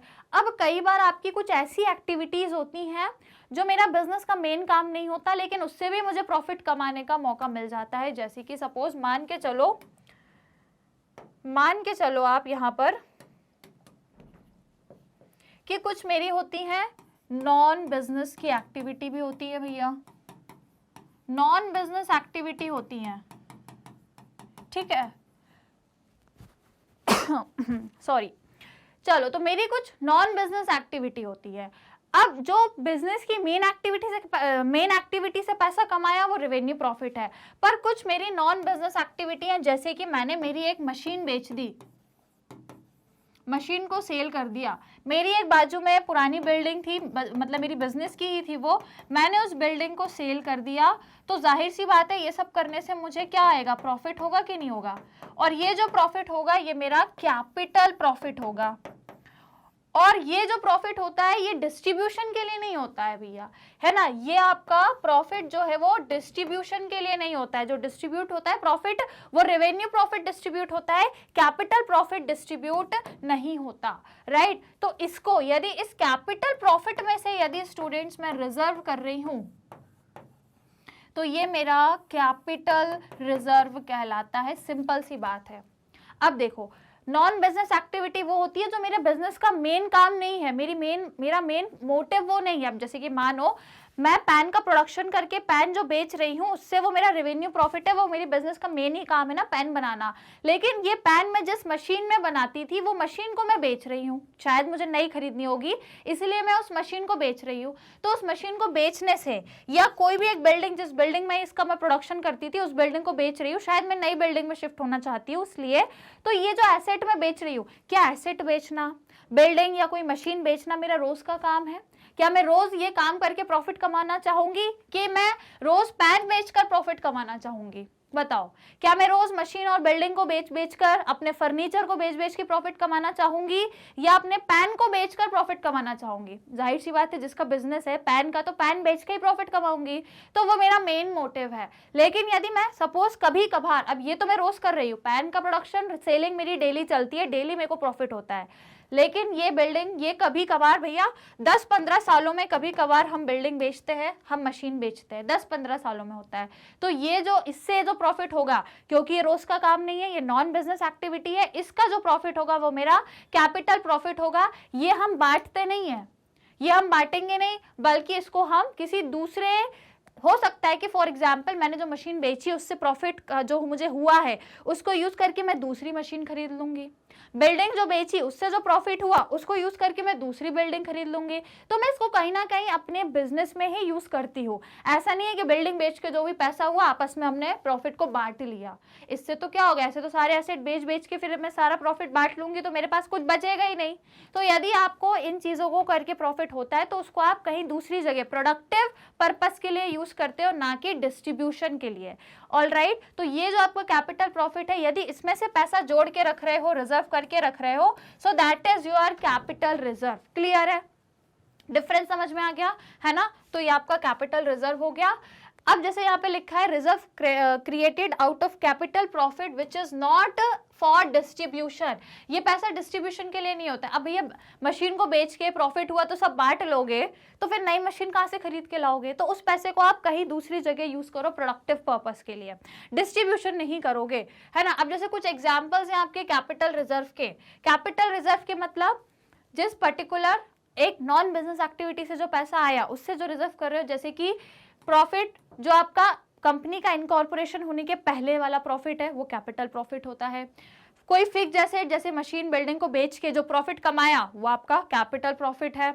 इशू ऑफ शेयर या डिबेंचर्स, सपोज करो मैंने शेयर इशू करे थे, मैंने डिबेंचर्स इशू करे थे, लोगों से कैपिटल का कंट्रीब्यूशन मैंने लिया, लोगों ने मेरे बिजनेस में कैपिटल लगाई, तो क्या मैं ये बोलूंगी वाह मुझे प्रॉफिट हुआ इसको बांट लो? नहीं भैया, लोगों ने कैपिटल दी, पैसा दिया है, तो उनको मुझे प्रॉफिट भी देना है, इसलिए वो जो पैसा है उसको कहीं ऐसी जगह लगाओ कि मुझे प्रॉफिट हो, है ना?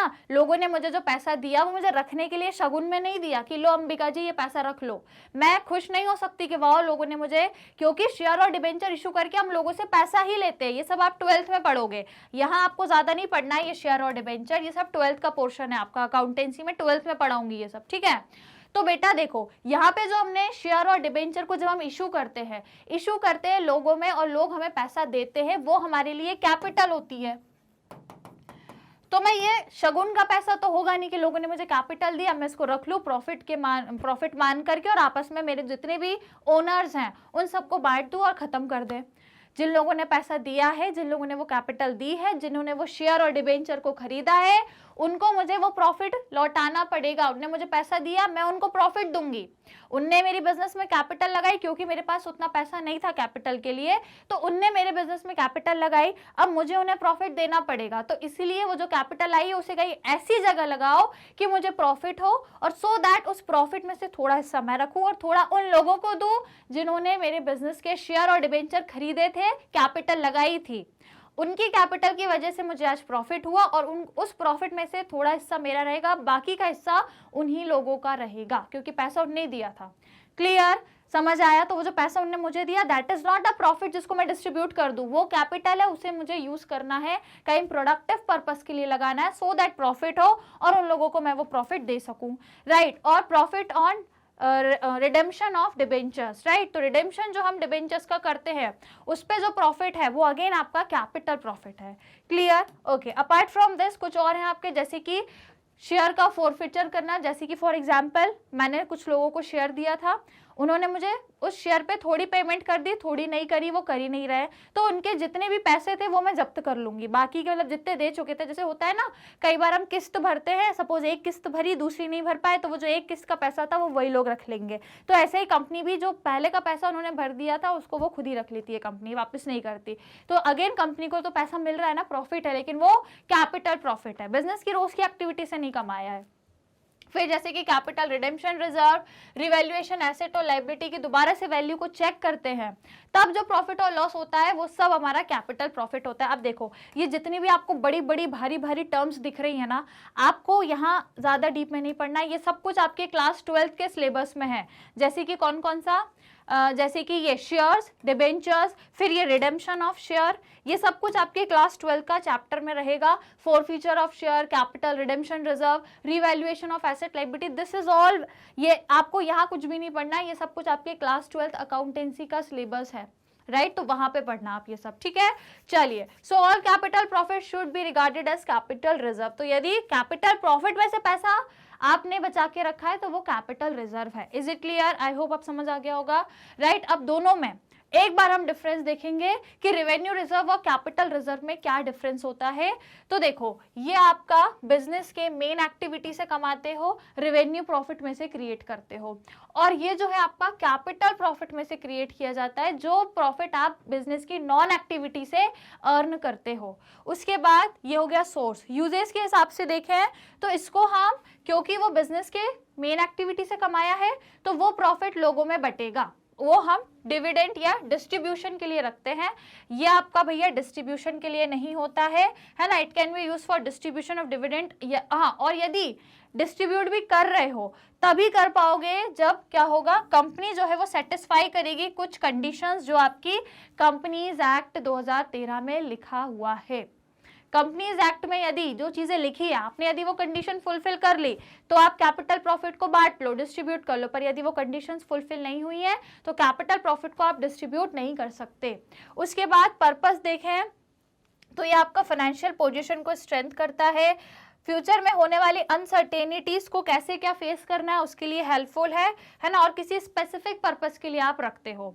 लेकिन यदि इसकी बात करूं तो ये कैपिटल लॉसेस, जो बड़े बड़े कैपिटल लॉस होंगे उनसे फाइट करने के लिए यूज किया जाएगा, और कंपनीज एक्ट है ना, और to be use for purpose specified by the companies act में जो पर्पस लिखे हुए हैं, अपन को इतना एक्ट के बारे में नहीं पढ़ना है, कंपनीज एक्ट में जो स्पेसिफिक पर्पस है उनको फुलफिल करने के लिए आप कैपिटल रिजर्व यूज कर सकते हो। तो मतलब यदि कैपिटल लॉस है तो कैपिटल लॉस को बैलेंस या फुलफिल करने के लिए आप कैपिटल रिजर्व को यूज कर सकते हो, यूटिलाइज कर सकते हो। Is it clear? यही दोनों में डिफरेंस था। अब हम रिजर्व का नेचर देखें। रिजर्व मैंने पहले ही कह दिया कि नेट प्रॉफिट निकलने के बाद क्रिएट किया जाता है, तो ये एक एप्रोप्रिएशन ऑफ प्रॉफिट है। यदि लॉस होगा तो कोई रिजर्व नहीं बनेगा। Belongs to the appropriation just as capital does, it being appropriation of profit. Reserve क्या करता है? आपका डिस्ट्रीब्यूटेबल प्रॉफिट को कम कर देता है। जैसे कि मैंने कहा कि आपका नेट प्रॉफिट में से रिजर्व क्रिएट किया जाता है। कहां पे बताया था मैंने? चलो फिर से बताती हूँ। जो रिजर्व होता है आपका वो नेट प्रॉफिट में से क्रिएट किया जाता है। जैसे कि मैंने बोला ये पूरा नेट प्रॉफिट है, इसमें से यदि मैंने इतना पैसा अपना कहाँ कर दिया, रिजर्व में यदि ट्रांसफर कर दिया, तो अब इससे जो पूरा पहले नेट प्रॉफिट डिस्ट्रीब्यूट होना था अब वो पूरा डिस्ट्रीब्यूट नहीं होगा, अब केवल इतना ही आपका डिस्ट्रीब्यूट होगा, राइट? तो मेरा डिस्ट्रीब्यूटेबल प्रॉफिट क्या हो जाता है? कम हो जाता है। और इसको यदि मैं आउटसाइड सिक्योरिटीज में भी इन्वेस्ट कर सकती हूँ, और यदि करती हूँ तो वो आपका रिजर्व फंड कहलाता है। रिजर्व्स को हम बैलेंस शीट में लाइबिलिटीज साइड पर शो करते हैं। कहाँ पर? बैलेंस शीट में लाइबिलिटी साइड। जैसे कि मैंने बताया था, कहाँ गई अपनी बैलेंस शीट? बैलेंस शीट में लाइबिलिटी साइड कहाँ बताई थी मैंने? कहीं पे बैलेंस शीट बताई थी आपको, यहाँ बताई थी। बैलेंस शीट में लाइबिलिटी साइड करंट एसेट्स लिखकर सॉरी करंट एसेट्स नहीं यार, current liabilities, wait, current liabilities, ठीक है? लाइबिलिटी साइड पर आप क्या लिखोगे? करंट लाइबिलिटीज लिखकर आप प्रोविजन लिखोगे और रिजर्व को भी लिखोगे। Is it clear? राइट, ये मैंने प्रोविजन का बताया है। और यदि रिजर्व भी है तो वो भी आप यहाँ पर ही शो करोगे अपनी लाइबिलिटी साइड पर। अच्छा, ये प्रोविजन का था, ओके ओके, ये लिखा तो है। प्रोविजन यदि है तो आपका वो करंट लाइबिलिटी के नाम से शो करोगे लाइबिलिटी में, और यदि रिजर्व है तो आपका रिजर्व के नाम से ही शो होता है कहाँ पे? Liability side in your balance sheet. Clear? समझ में आया? ऑल राइट, चलिए तो अब आगे देखें। ये हो गया, आगे देखते हैं हम अपन रिजर्व फंड। तो रिजर्व फंड वही होता है, यदि बिजनेस का रिजर्व का पैसा बिजनेस में यूज होता है तो वो तो रिजर्व ही कहलाता है, पर यदि उसको बाहर आउटसाइड यदि कहीं खर्च करते हो तो वो आपका क्या कहलाता है? रिजर्व फंड कहलाता है। क्या कहलाएगा? रिजर्व फंड, जिसको आप पर्टिकुलर पर्पस के लिए यूज करते हो बिजनेस के बाहर। अब आप बोलोगे मैम बिजनेस का पैसा बिजनेस के अंदर ही लगाना चाहिए ना, बाहर क्यों लगाते हैं? तो उसका दो कारण है। पहला क्या कि यदि आपको पर्टिकुलर डेट पे फ्यूचर में यदि कोई अमाउंट चाहिए, कोई अमाउंट चाहिए, जैसे कि मैंने बोला यार 1 साल बाद मैं अपने बिजनेस में ये करना चाहती हूँ, इसके लिए मुझे इतना पैसा लगेगा, तो मैंने सोचा कि एक काम करते हैं 1 साल के लिए कहीं पैसा इन्वेस्ट कर देते हैं, 1 साल बाद उस पर रिटर्न मिलेगा, मतलब जितना लगाया होगा उससे ज़्यादा ही मिलेगा, तो वो जो मिलेगा उसको मैं 1 साल बाद यूज़ कर लूँगी, राइट। तो ये एक पर्टिकुलर मोटिव हो सकता है। दूसरा ये कि भैया मुझे मेरे बिजनेस में पैसा लगाने के लिए कहीं कोई जगह ही नहीं मिल रही है, जगह नहीं मिल रही मतलब मेरे पास कोई अपॉर्चुनिटी ही नहीं है कि मैं लगाऊं तो लगाऊं कहाँ पैसा, और लगा भी देती हूँ तो भैया मुझे लॉस का डर लग रहा है, क्योंकि मेरी शायद कंपनी इतनी लार्ज स्केल पे नहीं होगी कि मैं वहाँ डेफिनेटली श्योर हूँ कि हाँ मैं पैसा लगाऊंगी तो मुझे प्रॉफिट ही होगा। मुझे डर है कि भैया यदि पैसा लगा भी दिया और यदि लॉस हो गया तो, इसीलिए मुझे मेरे बिजनेस में पैसा लगाने के लिए कहीं अपॉर्चुनिटी नहीं दिख रही है, तो मैं किसी दूसरे बिजनेस में लगा दूंगी जो बहुत अच्छे चल रहे हैं, जैसे कि टाटा, जियो, रिलायंस या फिर अमेजॉन, ऐसी जगह पे पैसे लगा दूं जिनको लॉस का इतना डर नहीं है ना। तो ऐसी जगह लगाऊंगी जहां से मुझे प्रॉफिट कमाने को मिलेगा, क्योंकि मुझे मेरे बिजनेस में पैसा लगाने के लिए कोई अपॉर्चुनिटी नहीं मिल रही है। क्लियर। तो ये दो कारण है जिसकी वजह से मैं अपना बिजनेस का रिजर्व का रखा हुआ अमाउंट किसी दूसरी जगह पर इन्वेस्ट करती हूँ, बाहर आउटसाइड द बिजनेस मैं यदि उसको इन्वेस्ट करती हूँ, so that is my reserve fund. Is it clear? Now your special kind of reserve is secret reserve. अब हम एक स्पेशल काइंड ऑफ रिजर्व की चर्चा करेंगे जो आपका सीक्रेट रिजर्व होता है। अब देखो सीक्रेट रिजर्व आप नाम से ही अंदाजा लगा सकते हो कि सीक्रेट रिजर्व मतलब एक ऐसा रिजर्व जिसके बारे में आप कहीं पर भी किसी को नहीं बताते, मतलब एक ऐसा रिजर्व जिसके बारे में जिसने जो ओनर है बिजनेस का सिर्फ उसे पता है और किसी को नहीं पता, लोगों को नहीं बताना है कि हमारे पास सीक्रेट रिजर्व है, छुपा के बिल्कुल हिडन छुपा हुआ रिजर्व है ना। कुछ रिजर्व ऐसे हैं कि आप बताते हो, शो करते हो, जैसे कि जनरल रिजर्व हो गया, वो लोगों को पता है, आपने अपनी बैलेंस शीट में शो करा है तो वो पता है, पर सीक्रेट रिजर्व को आप शो नहीं करते हो। तो सीक्रेट रिजर्व एक ऐसे रिजर्व है जिनका एग्जिस्टेंस है, मतलब जो है ना, लेकिन उनका अमाउंट आपने बैलेंस शीट में डिस्क्लोज नहीं किया। मैंने बोला था कि जितने भी रिजर्व्स हैं बैलेंस शीट में लायबिलिटी साइड पर लिखना है, पर सीक्रेट रिजर्व को आप नहीं शो करोगे, राइट। सीक्रेट रिजर्व को आप शो नहीं करते हो, जिन्हें आप हिडन रिजर्व भी कहते हो। It can be said that there is a surplus of asset over liability and that the surplus is not disclosed or shown by the balance sheet. Such reserve are created by showing the asset at a lower amount and liability at a higher amount। पर इनको आप अपनी balance sheet में adjust कर देते हो। आप अलग से सीक्रेट रिजर्व लिखकर लाइबिलिटी साइड पर नहीं लिखोगे, बल्कि जैसे कि सीक्रेट रिजर्व है मेरे पास 5000 का, तो मैं उसको एडजस्ट कर सकती हूँ। कैसे? या तो अपने एसेट्स को मैं कम अमाउंट पे दिखा दूं या अपनी लाइबिलिटी को हाई अमाउंट पर दिखा दूं। लेट्स टेक फॉर एग्जाम्पल, मैंने कहा मेरे पास है सीक्रेट रिजर्व 5000 का, मैं डायरेक्टली लाइबिलिटी में सीक्रेट रिजर्व लिख के 5000 नहीं लिख सकती, क्योंकि मुझे अपनी बुक्स ऑफ अकाउंट में सीक्रेट रिजर्व दिखानी ही नहीं है। यदि दिखा दिया तो फिर वो सीक्रेट ही नहीं रहेगा, राइट। तो मेरे पास दो रास्ते हैं। सबसे पहला, या तो अपने किसी एक एसेट को मैं कम वैल्यू पे शो कर दूं, जैसे कि मेरा कोई एसेट है 10,000 का, ठीक है, तो मैंने उसको 5000 पे ही शो करा, सिर्फ 5000 पे, 10 का था पर मैंने उसको 5000 पे शो करा। क्यों ऐसा क्यों किया? 5000 कम पे क्यों शो करा? क्योंकि वो 5000 इसके थे जो मैंने यहाँ पे एसेट में माइनस कर दिए, एडजस्ट हो गया अमाउंट। या फिर दूसरा रास्ता है कि अपनी लाइबिलिटी को ज्यादा शो करूँ, जैसे कि मेरी कोई लाइबिलिटी है 15,000 की, तो मैंने उसको 15 की बजाय 20,000 पे शो करा है। क्यों मैडम? 5000 ज्यादा क्यों शो करा है? क्योंकि वो 5000 लाइबिलिटी साइड पे दिखाने थे मुझे, तो मैंने लाइबिलिटी साइड पर सीक्रेट रिजर्व 5000, मतलब सीक्रेट रिजर्व के नाम से नहीं लिखे वो 5000 मैंने किसी दूसरी लाइबिलिटी में ऐड कर दिए। तो यहाँ पे मैंने प्लस कर दिए, 15,000 में प्लस 5000 और कर दिए, और मैंने यहाँ पे 20,000 लिख दिए। तो मेरी लाइबिलिटी साइड ज्यादा दिख रहा है। अब किसको पता कि वो 5000 मैंने इसके ऐड करे या वो एग्जैक्ट इसी लाइबिलिटी के ही है। कोई भी लाइबिलिटी थी, वो 15,000 की थी, तो मैंने उस 15,000 में ये 5000 चुपके से ऐड कर दिया और इधर 20,000 की वो लाइबिलिटी बना दी। अब किसी को नहीं पता कि ये लाइबिलिटी में जो 5000 हैं वो सीक्रेट रिजर्व के ऐड करे गए हैं।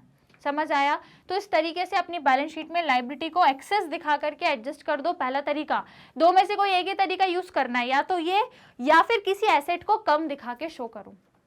है ना, या फिर क्या करो, या तो किसी लाइबिलिटी को ज्यादा दिखा दो या किसी एसेट को उतनी ही वैल्यू से कम शो करो। जैसे कि 5000 का रिजर्व है, सीक्रेट रिजर्व है, तो इधर मैंने 5000 के एसेट कम दिखा दिए। एक एसेट था 10,000 का, उसमें से मैंने सिर्फ उसको 5000 पे ही दिखाया कि यार वो एसेट मेरा 5 का ही है, वो 5 जो मैंने माइनस किए वो सीक्रेट रिजर्व के कारण कर दिए। तो ऐसे करके एडजस्ट कर सकते हैं। बस आपको शो नहीं करना है कि वो जो एडजस्ट किया है 5000 आपने, वो सीक्रेट रिजर्व का करा है, राइट। तो मतलब सांप भी मर गया और लाठी भी नहीं टूटी, है ना। 5000 बैलेंस शीट में कहीं ना कहीं मैंने एडजस्ट भी कर दिए और कहीं पर भी ये सीक्रेट रिजर्व की चर्चा नहीं हुई। Is it clear? ये होता है, आप इस तरीके से सीक्रेट रिजर्व को एडजस्ट कर देते हो, राइट। चलो अब अपन आगे देखें। आगे है आपका क्रिएशन। तो कुछ तरीके हैं जिससे आप बैलेंस शीट में या कैसे भी करके सीक्रेट रिजर्व के अमाउंट को एडजस्ट कर सकते हो। जैसे कि चाहो तो डेप्रिसिएशन को ज्यादा दिखा दो, अगेन एक एक्सपेंस है उसको ज्यादा दिखा दो, या फिर अपना एक जो आपके पास स्टॉक इन ट्रेड है या गुडविल है, एक एसेट है, एसेट को कम शो कर दो। मतलब किसी भी एसेट को कम या किसी भी लाइबिलिटी या एक्सपेंस को ज्यादा दिखाना है, ठीक है। इसके अलावा आप प्रोविजन फॉर डाउटफुल डेथ है उसको आप ज्यादा दिखा दो, ठीक है। और या फिर क्या कर सकते हो, कैपिटल एक्सपेंडिचर को आप चार्ज कर सकते हो प्रॉफिट एंड लॉस अकाउंट में, या फिर कोई लाइबिलिटी है जो कि कंटिजेंट थी, मतलब जिसका होना नहीं होना कोई कंफर्म नहीं था, और मानो कि वो नहीं हुई पर आप फिर भी उसको दिखा दो कि वो हो गई है, रियल लाइबिलिटी दिखा दो कि हाँ वो हो गई है। तो होने से क्या होगा, हुई नहीं है पर उसमें जो अमाउंट शो करा है वो सीक्रेट रिजर्व का आपने शो कर दिया है। Is it clear? उसके बाद by suppression of accrued income and prepaid expenses. तो एक्रूड इनकम का और प्रीपेड एक्सपेंसेस के साथ आपने उनको ऐड करके क्या शो करा, अपना सीक्रेट रिजर्व शो कर दिया है।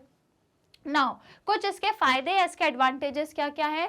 तो इससे आपकी वर्किंग कैपिटल इंक्रीज हो सकती है और आपकी फाइनेंशियल पोजीशन स्ट्रांग हो सकती है कि भाई आपको पता है कि यार हमारे पास इतना पैसा सीक्रेटली है, उसको आप फ्यूचर में यूज कर सकते हो। और वर्किंग कैपिटल मतलब डे टू डे एक्टिविटी के लिए वो पैसा आप यूज कर सकते हो। इसके अलावा इससे आप क्या करोगे, फ्यूचर में कोई यदि अनफेवरेबल सिचुएशन आ गई तो उसको आप क्या कर सकते हो, फेस कर सकते हो, अपने सीक्रेट रिजर्व के अमाउंट से उसका सामना कर सकते हो basically. As can when profit reduce, जब भी प्रॉफिट कम हो, जब भी आपके पास पैसा नहीं हो, आप क्या कर सकते हो, यदि लोगों को प्रॉफिट का हिस्सा देना है और आपके पास इतना प्रॉफिट ही नहीं हुआ। अब देखो होता क्या है, जितने भी लोगों ने आपके बिजनेस में पैसा लगाया है सबको वो प्रॉफिट का हिस्सा देना रहता है, मतलब डिविडेंड देना रहता है। और यदि आपके बिजनेस में उतना प्रॉफिट ही नहीं है तो फिर क्या करोगे, आप उस सीक्रेट रिजर्व के अमाउंट को यूज करके उनको पैसा दे दोगे, राइट। इसके अलावा यदि कोई हैवी लॉस हो गया है फ्यूचर में जिसे आप लोगों को नहीं बताना चाहते हो, तो अब इस कंडीशन में क्या करोगे, लोगों को मत बताओ कि लॉस हुआ है, बल्कि सीक्रेट रिजर्व के अमाउंट को यूज करके उस लॉस को कवर कर लो, तो लोगों को पता भी नहीं चलेगा कि आपको लॉस हो गया। क्लियर, समझ आया? उसके बाद ये हो गए एडवांटेजेस। नाउ अब इसके कुछ डिसएडवांटेज भी है भैया, कि आपकी जो बैलेंस शीट है वो सही नहीं डिस्क्लोज करेगी, true and fair financial position आपको नहीं पता लगेगी। कैसे पता लगेगी, आप उसमें कर ही रहे हो कुछ कारस्थानी, है ना, कहीं इसको बढ़ा दिया उसको, भाई जो ओरिजिनल वैल्यू है उस पर आप चीजें नहीं दिखा रहे हो, एसेट को दूसरी वैल्यू पे दिखा रहे हो, लाइबिलिटी कुछ और है और उसको दूसरी वैल्यू पे दिखा रहे हो, तो ये सही फाइनेंशियल पोजीशन या क्लियर पिक्चर आपको नहीं शो होगी आपकी बैलेंस शीट में एसेट्स और लाइबिलिटीज की। उसके अलावा इट में negatively affect market value of companies capital, company share की एक नेगेटिव वैल्यू या एक नेगेटिव इमेज क्रिएट हो सकती है मार्केट वैल्यू पर। उसके बाद the share holder do not gate due share of profit from the business, share holder को भी आप प्रॉफिट का पूरा हिस्सा नहीं दे रहे हो, क्योंकि प्रॉफिट का थोड़ा हिस्सा आप सीक्रेटली क्या कर रहे हो, रिजर्व कर रहे हो। तो देखा जाए तो वो पूरा जो प्रॉफिट था शेयर होल्डर को मिलना था, पर अब वो पूरा नहीं मिल रहा है क्योंकि उसका थोड़ा हिस्सा आपने सीक्रेटली रिजर्व कर लिया, तो शेयर होल्डर का प्रॉफिट भी कम हो जाएगा। क्लियर? तो ये कुछ इसके ड्रॉबैक्स या फिर इसके डिसएडवांटेजेस हैं किसके, सीक्रेट रिजर्व के। Is it clear? So I hope guys कि अब आपको प्रोविजन और रिजर्व में डिफरेंस समझ आ गया होगा। बहुत सारे टाइप्स ऑफ रिजर्व भी हमने देख लिए, revenue reserve, capital reserve, general और स्पेसिफिक रिजर्व, सीक्रेट रिजर्व और प्रोविजन। आई होप अब आपको क्लियर हो गया होगा, अब आपको प्रोविजन और रिजर्व में कंफ्यूजन नहीं होगी।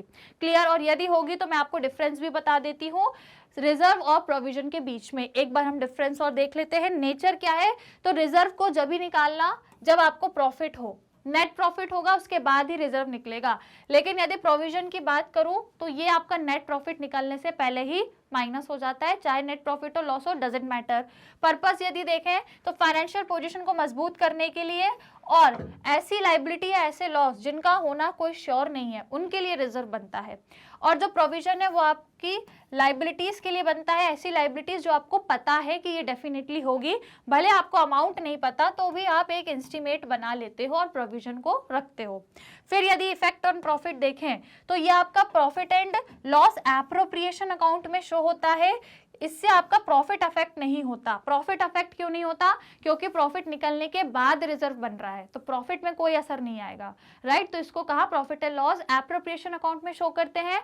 प्रॉफिट नेट प्रॉफिट निकलने के बाद रिजर्व बनता है, इसलिए इसका प्रॉफिट पे कोई इफेक्ट नहीं है। लेकिन इसका हम देखें तो ये आपका प्रॉफिट एंड लॉस अकाउंट से डेबिट होता है, इसको माइनस करने की वजह से आपका प्रॉफिट कम हो जाता है, आपका नेट प्रॉफिट कम हो जाता है, क्योंकि जितना पैसा कमाया, जितनी इनकम कमाई, उस इनकम में से आपने प्रोविजन माइनस कर दिया, तो इससे आपका नेट प्रॉफिट कम हो गया ना। कमाया कुछ था, उसमें से प्रोविजन माइनस हो गया तो आपका प्रॉफिट कम हो गया, तो ये आपका नेट प्रॉफिट रिड्यूस कर देता है। समझ में आया? उसके बाद इन्वेस्टमेंट, भाई इन्वेस्टमेंट के उससे देखें तो क्या डिफरेंस है? तो it may be investment outside the business, तो भैया रिजर्व का पैसा आप बिजनेस के बाहर भी इन्वेस्ट कर सकते हो, परंतु प्रोविजन का जो अमाउंट है उसको बाहर इन्वेस्ट कर दोगे तो खुद के बिजनेस के एक्सपेंस और लाइबिलिटी कहाँ से पे करोगे? जैसे कि टैक्स के लिए प्रोविजन बनाया था, तो भैया फिर यदि टैक्स का जो प्रोविजन था वो कहीं बाहर यदि खर्च कर दिया तो टैक्स कौन, आपका पड़ोसी पे करेगा क्या? नहीं ना, आपको ही पे करना है। इसलिए प्रोविजन का अमाउंट बाहर इन्वेस्ट नहीं कर सकते क्योंकि वो कंपनी में लगेगा, डेफिनेटली श्योर है कि वो लगेगा। पर रिजर्व का पैसा क्या होता है? जिस चीज के लिए करके रखा है उसका होना ही श्योर नहीं है, तो यदि वो नहीं हुई वो चीज जिसके लिए आपने वो पैसा रखा था, वो एक्सपेंस यदि नहीं हुआ, वो लाइबिलिटी यदि नहीं हुई, तो पैसा रखा अमाउंट को रखकर आप अचार तो डालोगे नहीं, तो आप क्या करोगे? उसको कहीं और इन्वेस्ट कर दोगे, कहीं भी बाहर किसी दूसरी कंपनी में भी, राइट। तो ये हो गया। उसके अलावा क्या डिफरेंस है? डिस्ट्रीब्यूशन, तो unutilized part can be distributed as dividend, it reduce divisible profit। तो यदि आपका जो भी पार्ट है उसको आप डिस्ट्रीब्यूट कर सकते हो प्रॉफिट का, मतलब प्रॉफिट का थोड़ा सा पार्ट जब रिजर्व करोगे तो बचा हुआ पार्ट को आप डिस्ट्रीब्यूट कर सकते हो। इवन जो अनयूटिलाइज्ड पार्ट है उसको भी डिस्ट्रीब्यूट कर सकते हो। रिजर्व का यदि कोई अनयूटिलाइज्ड पार्ट है, जैसे कि फॉर एग्जाम्पल मैंने रिजर्व कहाँ कहाँ बनाया, देखो जरा। सपोज ये है भैया, है ना, मैंने बोला कि नेट प्रॉफिट में से इतना मैंने बांट दिया था, इतना मैंने रिजर्व कर दिया। अब मान के चलो कि इतने में भी, है ना, अभी इसमें कौन सा कलर दिखेगा? येलो दिखेगा। चलो अब ये इतना पूरा रिजर्व है, इस रिजर्व में से मान लो इतना पार्ट जो है वो मेरा यूटिलाइज हो गया, और अब इतना जो पार्ट है वो मेरा यूटिलाइज नहीं हुआ। तो अब जो नहीं हुआ इसका क्या करूं?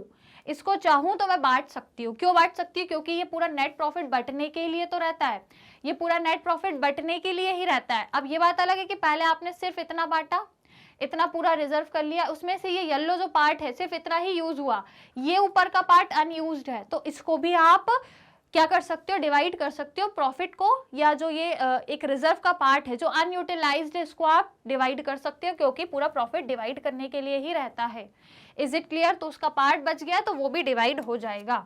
लेकिन यदि प्रोविजन की बात करें तो भैया ये डिस्ट्रीब्यूट नहीं हो सकता, इसको डिस्ट्रीब्यूट कर दोगे तो वो एक्सपेंस और लाइबिलिटीज को कौन पे करेगा? है ना, it can not be use for distribution because ये आपका नेट प्रॉफिट रिड्यूस कर देता है ना। ये ऑलरेडी आपका नेट प्रॉफिट निकलने के पहले ही माइनस हो चुका था। नेट प्रॉफिट डिस्ट्रीब्यूट होता है, ये तो नेट प्रॉफिट के निकलने के पहले ही आपने माइनस कर दिया था, इसको डिस्ट्रीब्यूट नहीं कर सकते। नाउ कंपल्शन या प्रूडेंस के कॉन्सेप्ट से देखें, it is created out of profit as a matter of prudence and can due to legal requirement. तो आपकी लीगल रिक्वायरमेंट भी है क्या कि आपको रिजर्व बनाना पड़ता है, फ्यूचर की अनसर्टेनिटीज के लिए बनाना ही पड़ता है रिजर्व, थोड़ा पैसा सबको सेव करना रहता है। और यदि हम प्रूडेंस के कॉन्सेप्ट से देखें तो भी ये कॉन्सेप्ट यही कहता है कि आप पहले से ही फ्यूचर के लिए सतर्क रहिए। फ्यूचर में कोई भी अनसर्टेनिटी है, लाइबिलिटी है, कोई एक्सपेंस है, कोई कंटिजेंसी है, उसके लिए आज से ही आप प्रिपेयर रहिए। On the other and provision की बात करें तो ये आपका अकाउंटिंग प्रिंसिपल प्रूडेंस यहाँ पे भी फॉलो होता है, दोनों जगह आपका वही प्रिंसिपल फॉलो हो रहा है। पर यह है कि ये लीगल रिक्वायरमेंट है, वहाँ ऐसा कोई लीगल रिक्वायरमेंट नहीं है, ये आपके बिजनेस पे डिपेंड करता है। ये जरूरी है पर कोई कंपल्सरी नहीं है, ठीक है। और प्रूडेंस का कॉन्सेप्ट ये भी फॉलो करता है कि भैया फ्यूचर के लॉस एक्सपेंस और अगर लाइबिलिटी के जरा से भी % चांसेस हैं, श्योर है वो होना है, तो आज से ही तैयारी शुरू करो। लेकिन यदि गेन इनकम है तो उसके लिए आज से नहीं सोचो। क्लियर। उसके बाद प्रेजेंटेशन की यदि हम बात करें कि इसको कहाँ पे हम शो करते हैं, तो रिजर्व हमारे लिए एक लाइबिलिटी है। लाइबिलिटी क्यों है? क्योंकि वो पैसा बिजनेस का तो है, आपने बिजनेस की कैपिटल को खर्च कर मतलब उसको इन्वेस्ट करके उसमें से प्रॉफिट कमाया, वो प्रॉफिट में से आपने रिजर्व रखा है ना। और आपको एक चीज बहुत अच्छे से पता है, देखो मैं आपको बता ही देती हूँ कि यदि हम बैलेंस शीट की बात करें, तो बैलेंस शीट में एक होती है आपकी लाइबिलिटी साइड और एक होता है आपका एसेट साइड, है ना। तो आप सबको पता है कि जो आपकी बैलेंस शीट है उसमें आप लाइबिलिटी साइड क्या लिखते हो? कैपिटल। और यदि बिजनेस में प्रॉफिट होता है तो वो कैपिटल में ऐड हो जाता है। और रिजर्व क्या है? Reserve is a part of profit. Reserve is a part of your profit. तो जब आपका रिजर्व प्रॉफिट का पार्ट है, प्रॉफिट कैपिटल में ऐड होता है, तो कैपिटल लाइबिलिटी में शो होती है। दैट इज वाई आपका रिजर्व भी आपका लाइबिलिटी में ही शो किया जाता है इन योर बैलेंस शीट। तो आप इसको लाइबिलिटी साइड पर शो करोगे बैलेंस शीट पर, क्या लिखकर? रिजर्व्स एंड सरप्लस, क्योंकि ये सरप्लस है, ये प्रॉफिट का ही पार्ट है। यदि प्रोविजन की बात करूं तो यह आपका बैलेंस शीट में लाइबिलिटी साइड पर करेंट लाइबिलिटी के नाम से शो करना, क्योंकि रिजर्व आप भले ही थोड़ा ज्यादा टाइम के लिए बना सकते हो, लेकिन प्रोविजन आपका 1 साल के लिए ही रहता है कम से कम, तो वो करेंट लाइबिलिटी है, 1 साल के अंदर अंदर की लाइबिलिटी है।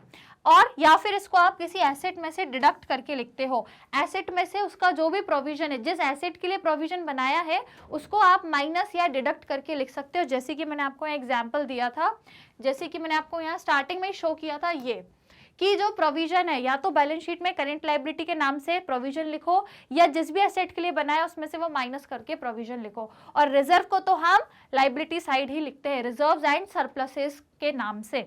क्या किसके नाम से? रिजर्व्स एंड सरप्लस के नाम से। इज इट क्लियर भाई? अभी क्लियर है आपको? रिजर्व्स में प्रोविजंस में डिफरेंस समझ में आ गया, राइट? मैंने आपको बहुत अच्छे से एक रिवाइज्ड मतलब एक रिवीजन के पॉइंट ऑफ व्यू से आज आपको एक बार क्लियर करवा दिया है। और यदि आपको डिटेल में समझना है, क्योंकि इस चैप्टर को जहाँ मैंने डिटेल वीडियोस में आप लोगों को पढ़ाया था, हर एक टॉपिक, हर एक छोटे छोटे पॉइंट्स को बहुत डिटेल में एक्सप्लेन किया था और एग्जाम्पल्स भी बहुत सारे दिए थे। तो यदि आपको यहाँ नहीं समझ आया, क्योंकि ये तो एक रिविजन था, और अच्छे से समझना है और क्लियरिटी के साथ, बहुत सारे एग्जाम्पल्स के साथ, तो आपको मेरी डिटेल वीडियो की तरफ जरूर जाना चाहिए, क्योंकि वहाँ मैंने बहुत डीप में, डिटेल में और बहुत ज़्यादा एकदम बेसिक से आप लोगों को समझाया था। हालांकि यहाँ पे मैंने आपको जो रिवाइज कराया है वो बहुत सारे एग्जाम्पल्स और सभी के साथ ही कराया है, पर यदि और अच्छे से समझना है then you should go through with my detailed video, जहाँ इस चैप्टर का आपको पूरा डिटेल्ड एक्सप्लेनेशन मिल जाएगा। Is it clear? So this is a revision of your chapter number 16, जो आपका क्या था? Provisions and reserves. Is it clear? I hope guys you enjoy today session.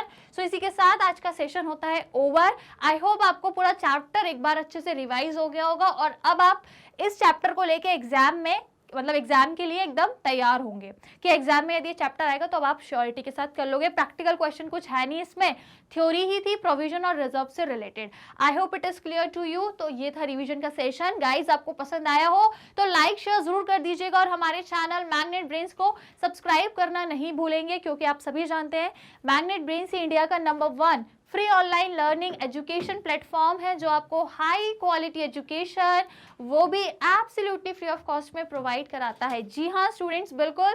यहाँ पर आपको सीबीएसई बोर्ड के अलावा अदर स्टेट बोर्ड के कोर्सेज भी हम कवर कराते हैं, जैसे कि Delhi, Bihar, UP, MP and Rajasthan board. Even हम आपको वैदिक मैथ्स क्रैश कोर्स और स्पोकन इंग्लिश के कोर्सेज भी एब्सोल्युटली फ्री ऑफ कॉस्ट में प्रोवाइड कराते हैं।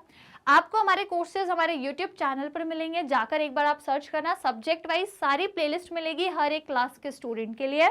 हर एक सब्जेक्ट की प्लेलिस्ट बनी हुई है जिसमें चैप्टर के फुल एक्सप्लेनेशंस हैं, काफ़ी सारे प्रैक्टिस क्वेश्चंस हैं, लाइव क्लासेस भी हैं और सारी चीज़ें हैं। तो बस जाके चेक करना एक बार और चैनल को सब्सक्राइब भी कर लेना। इसके अलावा आप हमारा मोबाइल ऐप है जिसको डाउनलोड कर सकते हो एब्सोल्युटली फ्री ऑफ कॉस्ट में, आपको वहाँ पर भी कोर्सेज मिलेंगे। अदरवाइज वेबसाइट पर भी कंप्लीट कोर्स अवेलेबल है। एंड स्टूडेंट्स, यदि आप ई बुक्स और ई नोट्स को अवेल करना चाहते हो तो बिल्कुल कर सकते हो। आपको लिंक मिलेगी नीचे डिस्क्रिप्शन बॉक्स में दी हुई है, बस आपको जाकर के चेक करना है। और यदि अदर सोशल मीडिया प्लेटफॉर्म की बात करूं तो वहां पर भी आप हमें फॉलो कर सकते हो, जैसे YouTube, Facebook, Instagram, Twitter, WhatsApp. तो यहाँ पे भी आप हमें फॉलो करके अपनी लर्निंग को और भी इन्हांस कर सकते हो। फिलहाल आज के सेशन को लाइक शेयर जरूर कर देना, चैनल को सब्सक्राइब करना। आई होप आप लोगों को चैप्टर समझ में आया होगा, रिवाइज हो गया होगा पूरा complete chapter revision of chapter number 16। Alright guys, तो लाइक शेयर करना नहीं भूलना है, चैनल को सब्सक्राइब कर दीजिएगा। मिलेंगे नेक्स्ट सेशन में। Till that take care and keep learning.